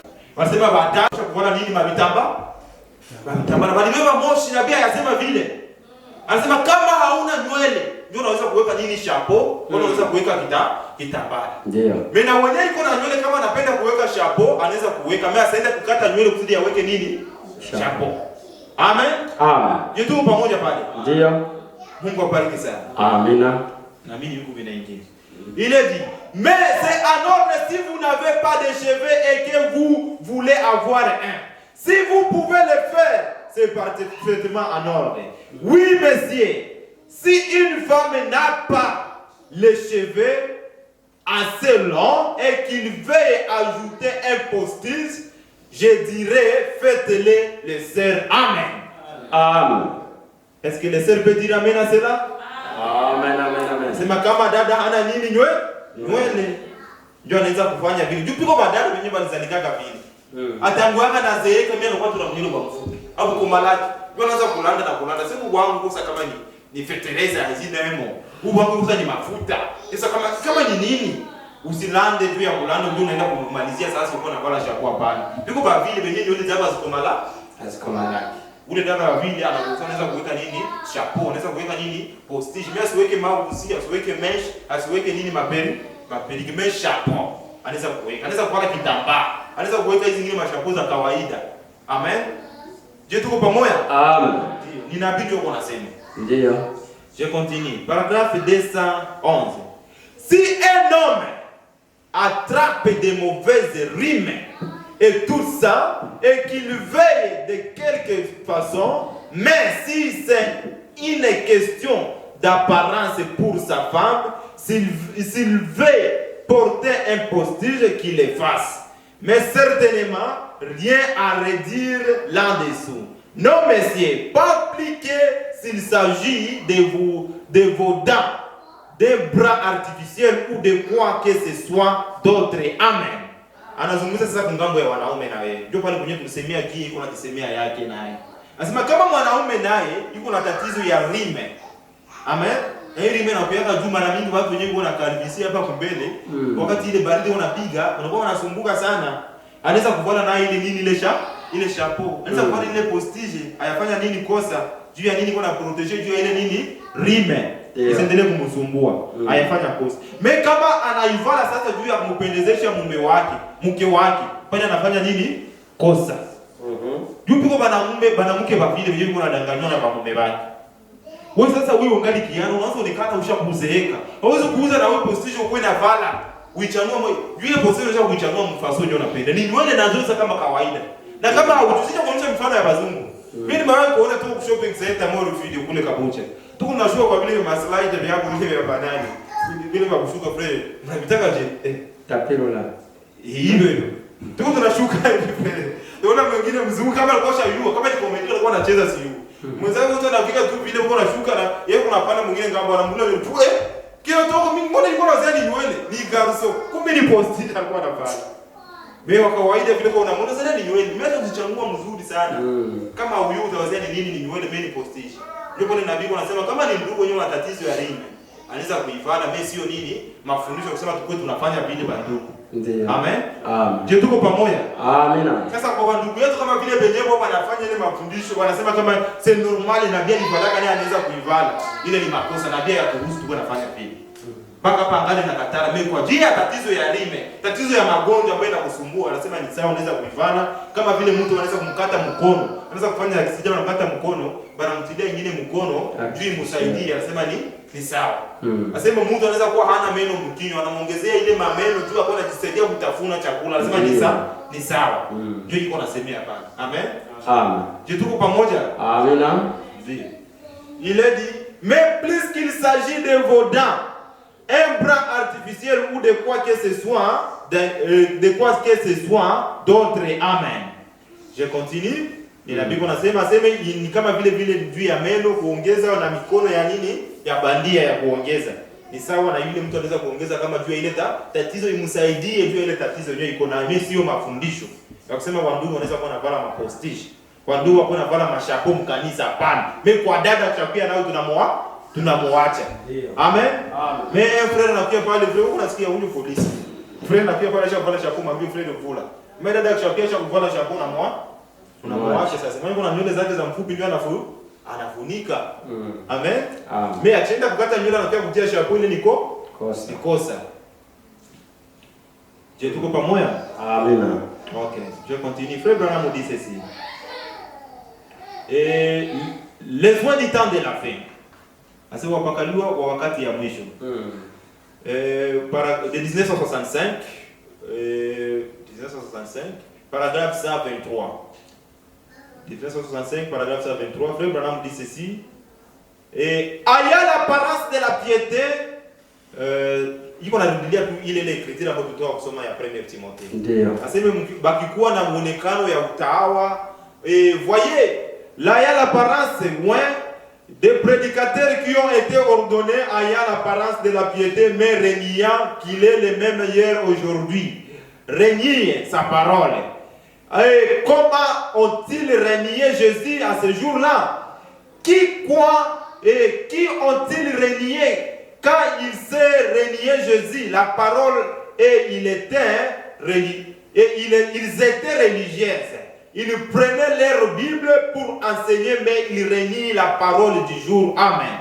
Anasema ni wahubiri ambao wiko na namna bako na muonekanio ya utaua, ila bako nakatala nini? Mafundisho, wanakatala neno ya Mungu ya wakati. Ndio vile anasema na ndio watu wale ambao waliweza kumkatala Yesu kwa ile wakati. Walikuwa ni watu wa kidini. Ndio anasema ni kama vile wahubiri wa leo wako wanafundisha mambo ya Biblia ile wanakatala neno ya wakati. La parole du jour. Amen. La parole ya jour ambayo tuko nayo ya wakati, hakuna ingine ya ndeoro ya hii ambayo nabii alituletea ambayo ni ya Marion Branham. Amen. Ndio. Il est dit qu'est-ce qu'ils sont aujourd'hui? La même chose, ils sont loin, ils prêchent l'évangile de la Pentecôte, mais renient la promesse d'aujourd'hui, la parole confirmée. Jésus-Christ est le même hier, aujourd'hui et pour toujours. Et c'est que vous le voyez. L'assemblée dit Amen. Amen. Est-ce que vous aussi pouvez dire Amen à cela? Amen, Amen. Anasema njoo vile wale bantu beko wenyewe walimkatalaka Yesu kwa ile wakati walikuwa ni watu wa kidini. Watu wenyewe walikuwa na Biblia, walikuwa wanafundisha.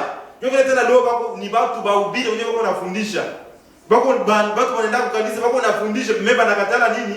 Neno ya wakati confirmé. Neno ambayo inadhihirika ya wakati ambao ni Yesu ule leo, jana leo na hata milele. Kama vile Waebrania 13:8 wanatuambia. Ndio anasema makutano inasema amina na sisi tushasema amina. Il est parmi eux qui s'est introduisé dans la maison. Ase wako pamoja miongoni mwao. Il est parmi eux qui se introduisent dans les maisons et qui captivent des femmes d'un esprit faible et borne, cherchant et chargés de péchés agités par des passions de toute espèce. Asepako wale wahubiri ambao wako na ubiri miongoni mwao, pako wale wahubiri ambao wako naingia katika manyumba za wanawake, nyumba za wajane, wanatafuta wale wanawake ambao wako na roho fupi. Amen. Wanatafuta wale wanawake ambao wako na roho fupi, wakiweza kuwa nini? Wakiwadanganya. Ndio nabii pale anasema ils sont parmi eux et ils agitent par des passions de toute espèce. Nos réunions d'écoutir et nos ceci et cela quelqu'un s'est présenté en cherchant à donner une mauvaise interprétation de la parole, en disant que c'est très bien. Asa piko mtu ambaye aliweza kuonekana, aliweza kujionesha katika nini makutano, akasema, akaleta nini tafsiri mubaya ya neno, akisema ya kwamba ni vizuri.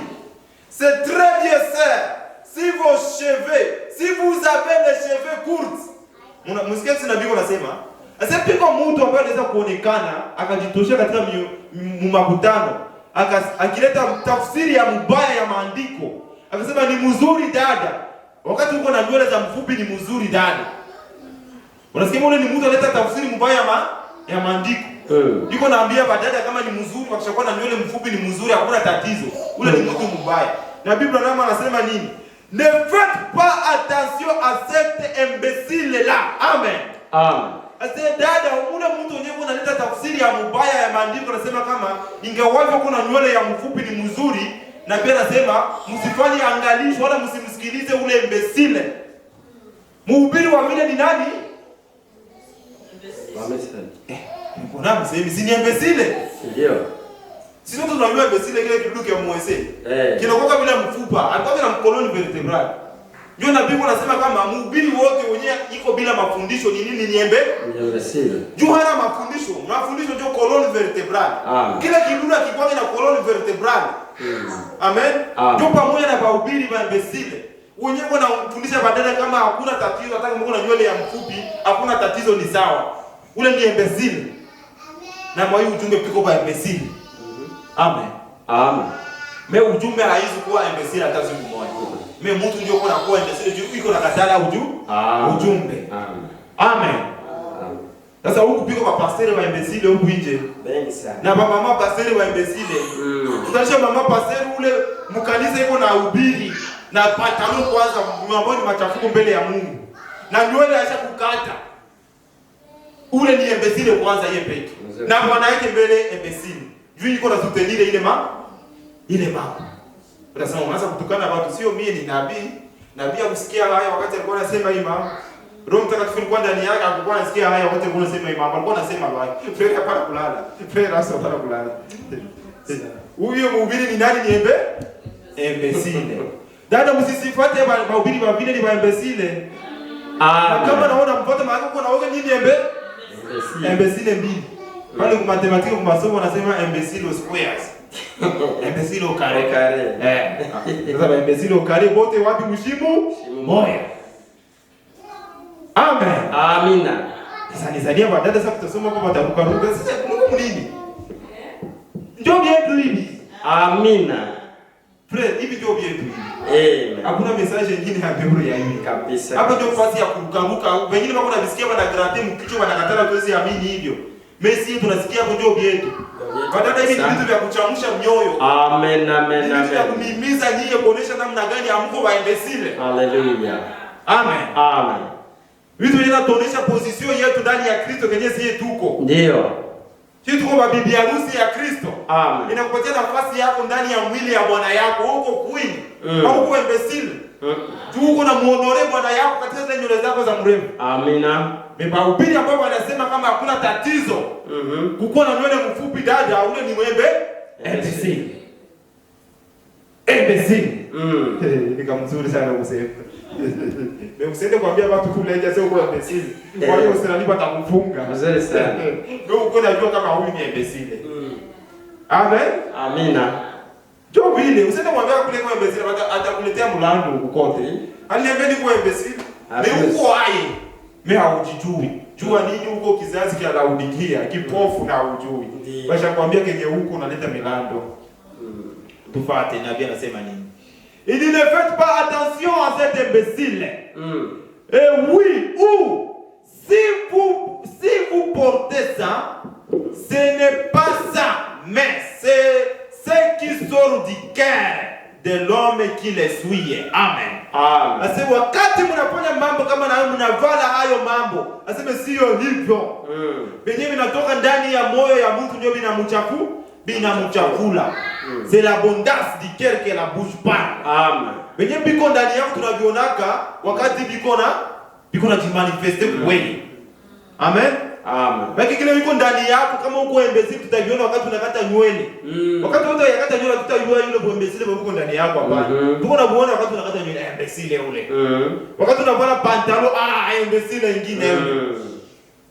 Amen. Na wakati wote unavaa pantalo tutajua yuko ndani yako. Ndani yako. Wakati tutajua wewe uko bibi harusi tu basi. Unaamini venye nabii alisema.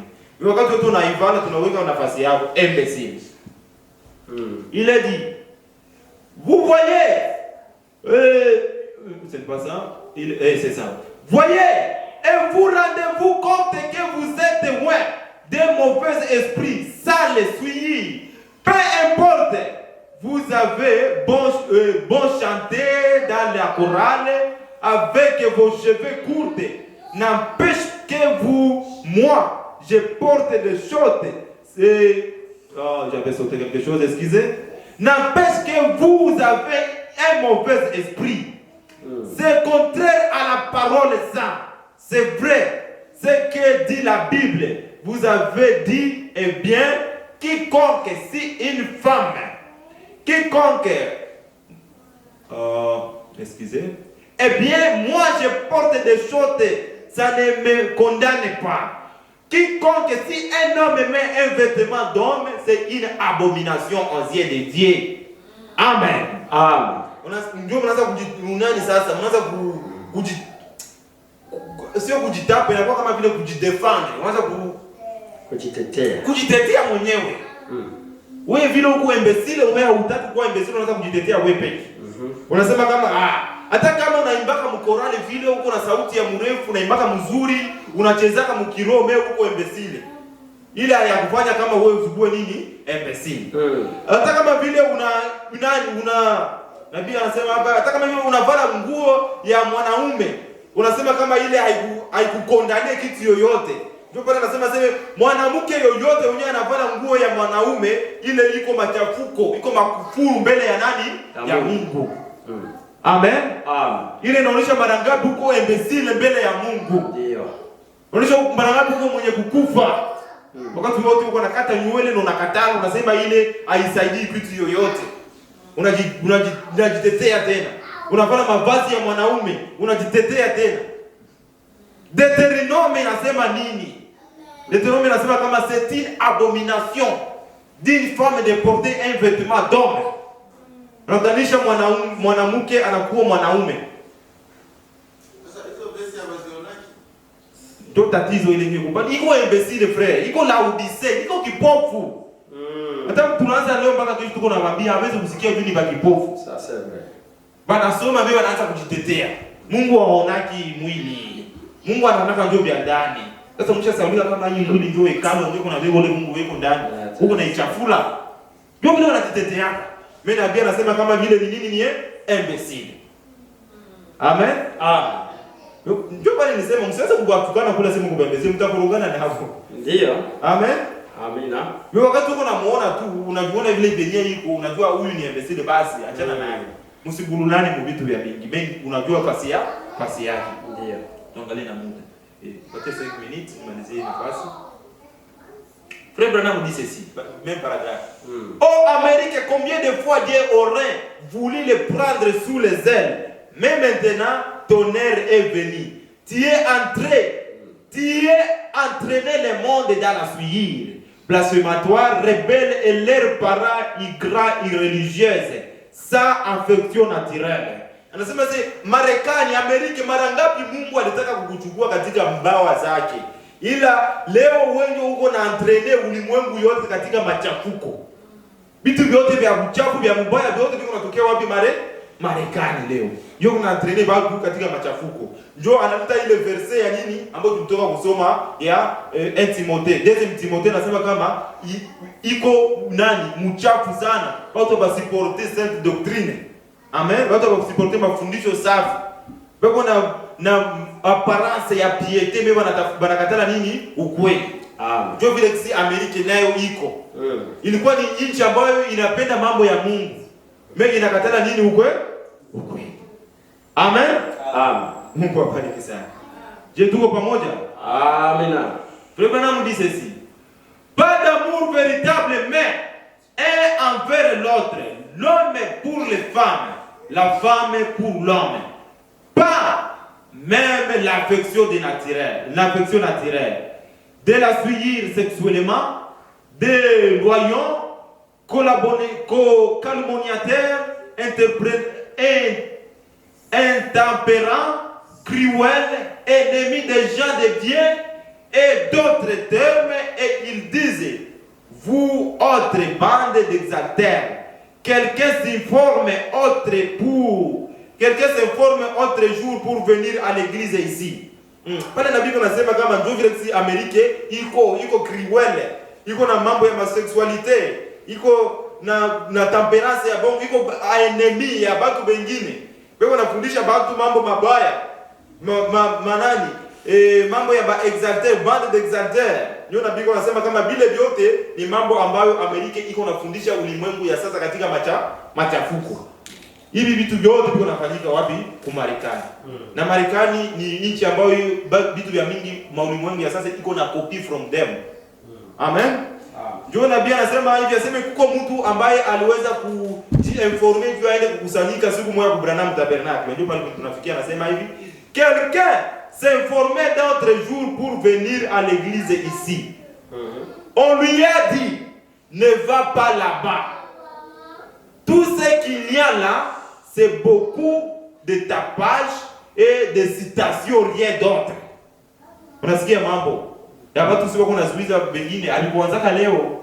Ndio. Hata wakati Branham alikuwaka, mtu anajiinformer juu aende kusikiliza neno ya Mungu kwa Branham Tabernacle, mwingine anamwambia sema hapana, usiende kule. Kule hapana vitu hata vya mzuri. Vitu wenyewe wanakuwa navyo kule, inakuwa ni masitasio tu na kutapeji ya watu waje kusema bila nini makompromis. Usiende kule, ukienda kule watakupatia haya, watasema juu ya yako. Mimi mtu alikuwa na shabuku ya kuwa kusikiliza neno ya Mungu. Amen. Hii mfano ni iliyo hai, tumewahi kuisema hapa siku moja. Kama kuna dada ambaye anataka kukia kusanyika pamoja na sisi hapa, ndugu mwingine akamwambia, asema usiende kule. Unaona vile wale wanaamini yaka. Waamini kama Branham ni Mungu. Je, sisi tunaamini hapa Branham ni Mungu? Hapana. Tumewahi kumwabudu Branham hapa? Hapana. Amen. Amen. Ni vitu vilifanyika wakati ya nabii. Ile kitu unafanyika tena leo. Jua nini anaogopa, anataka kumgopesha ule mtu, akishaenda kule vile wataanza kumsomea masitasio, ataona kama ndio vya kweli. Hata akitoka kama vile vinyo tuko wema. Usilo utasio vile. Si atufanye ile mambo juu ya kutafuta bantu. Hapana. Tuko na ubiri ndio neno ya Mungu. Walio wa Mungu wanapaswa kuamini maneno ya Mungu. Amen. Na kusudi ukuwe ule mtu ambaye iko na kubali ile ahadi ya Kristo. Juu Kristo mwenyewe ndiye aliahidi, wakati mimi nitakuja, je, nitakutanisha imani? Na imani ndio nini? Imani ni kuamini. Sio Ukristo, sio watu, sio tabernacle, sio mabranamizi, anasema nitakutanisha imani. Na sisi tuko waaminio wa imani ya wakati ya mwisho, ambayo ni ujumbe ambao tulikuwa na ujumbe ule. Amen, amen, amen. Ndio kwa maana niwahi kumionyesha hapa kama sisi hatuko nafanya watu kuwa Wakristo, tuko nafanya watu kuwa waaminio. Amen. Amen. Amen. Amen. Amen. Ndio ile nabii anasema pale, kama huyu ndugu naye alikuwa anajiinformer juu ya kwa makutano ku Branham Tabernacle, mwingine akamwambia sema hapana, usiende kule. Kule wanakuwa tuna masitasio na kutape sirbaldu tu. Ndio kwa kompromis anasema kama hapo. Ukienda kule usio unafika tu watachangia predication, unaanza sema tena kama usienda unavaa pantalon, itafika binabadilika. Kule maanisha andika c'est revêtir de toutes les âmes et Dieu, maana kujivika silaha za Mungu, itafika na badilisha. Anasema mkanisa ya Mungu watu wavalangi pantalon. Bila kama inabadilika.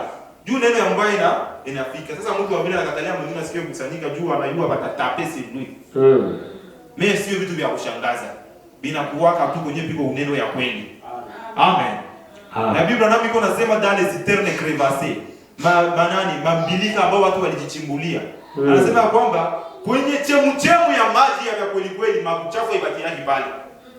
Uchafu ibaki yake chemchemu ya maji ya kweli kweli. Hapana. Inakuwa inaenda jua iko nafasi yake. Amen. Mungu abariki sana. Amen.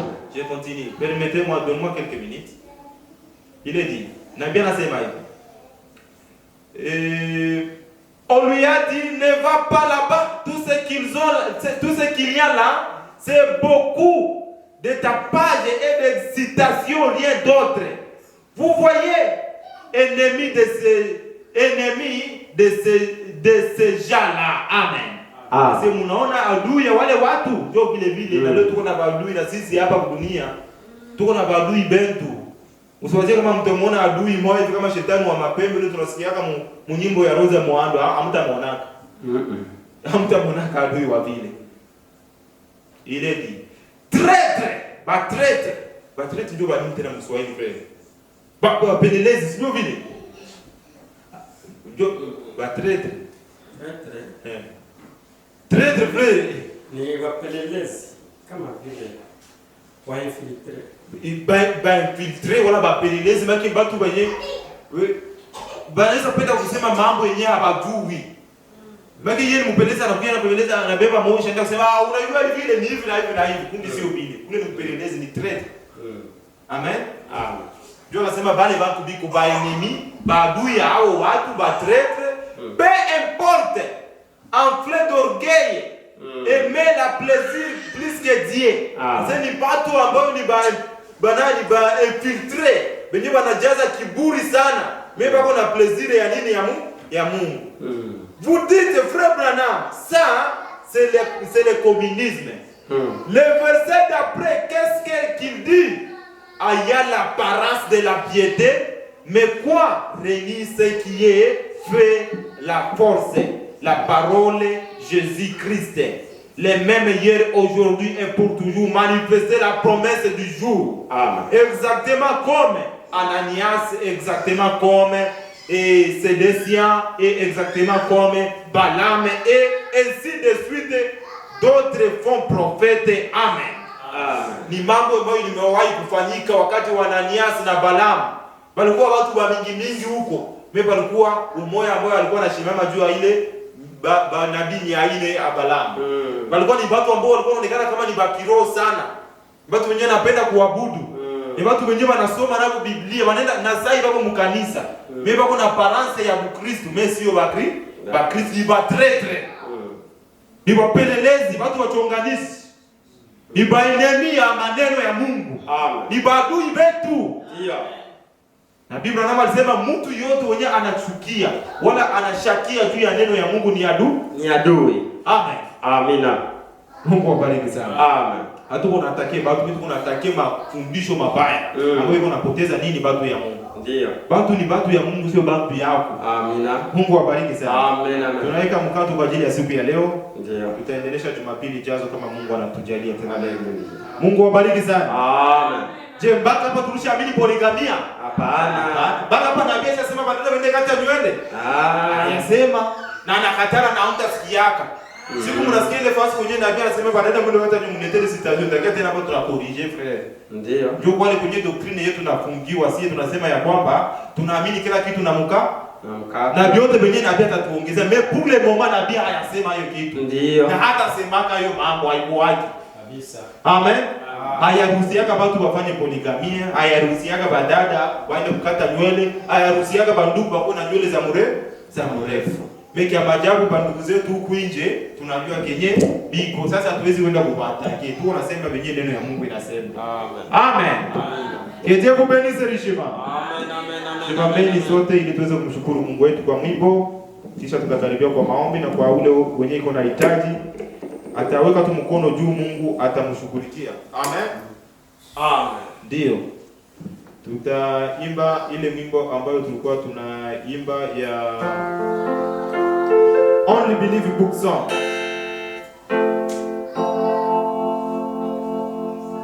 We give the glory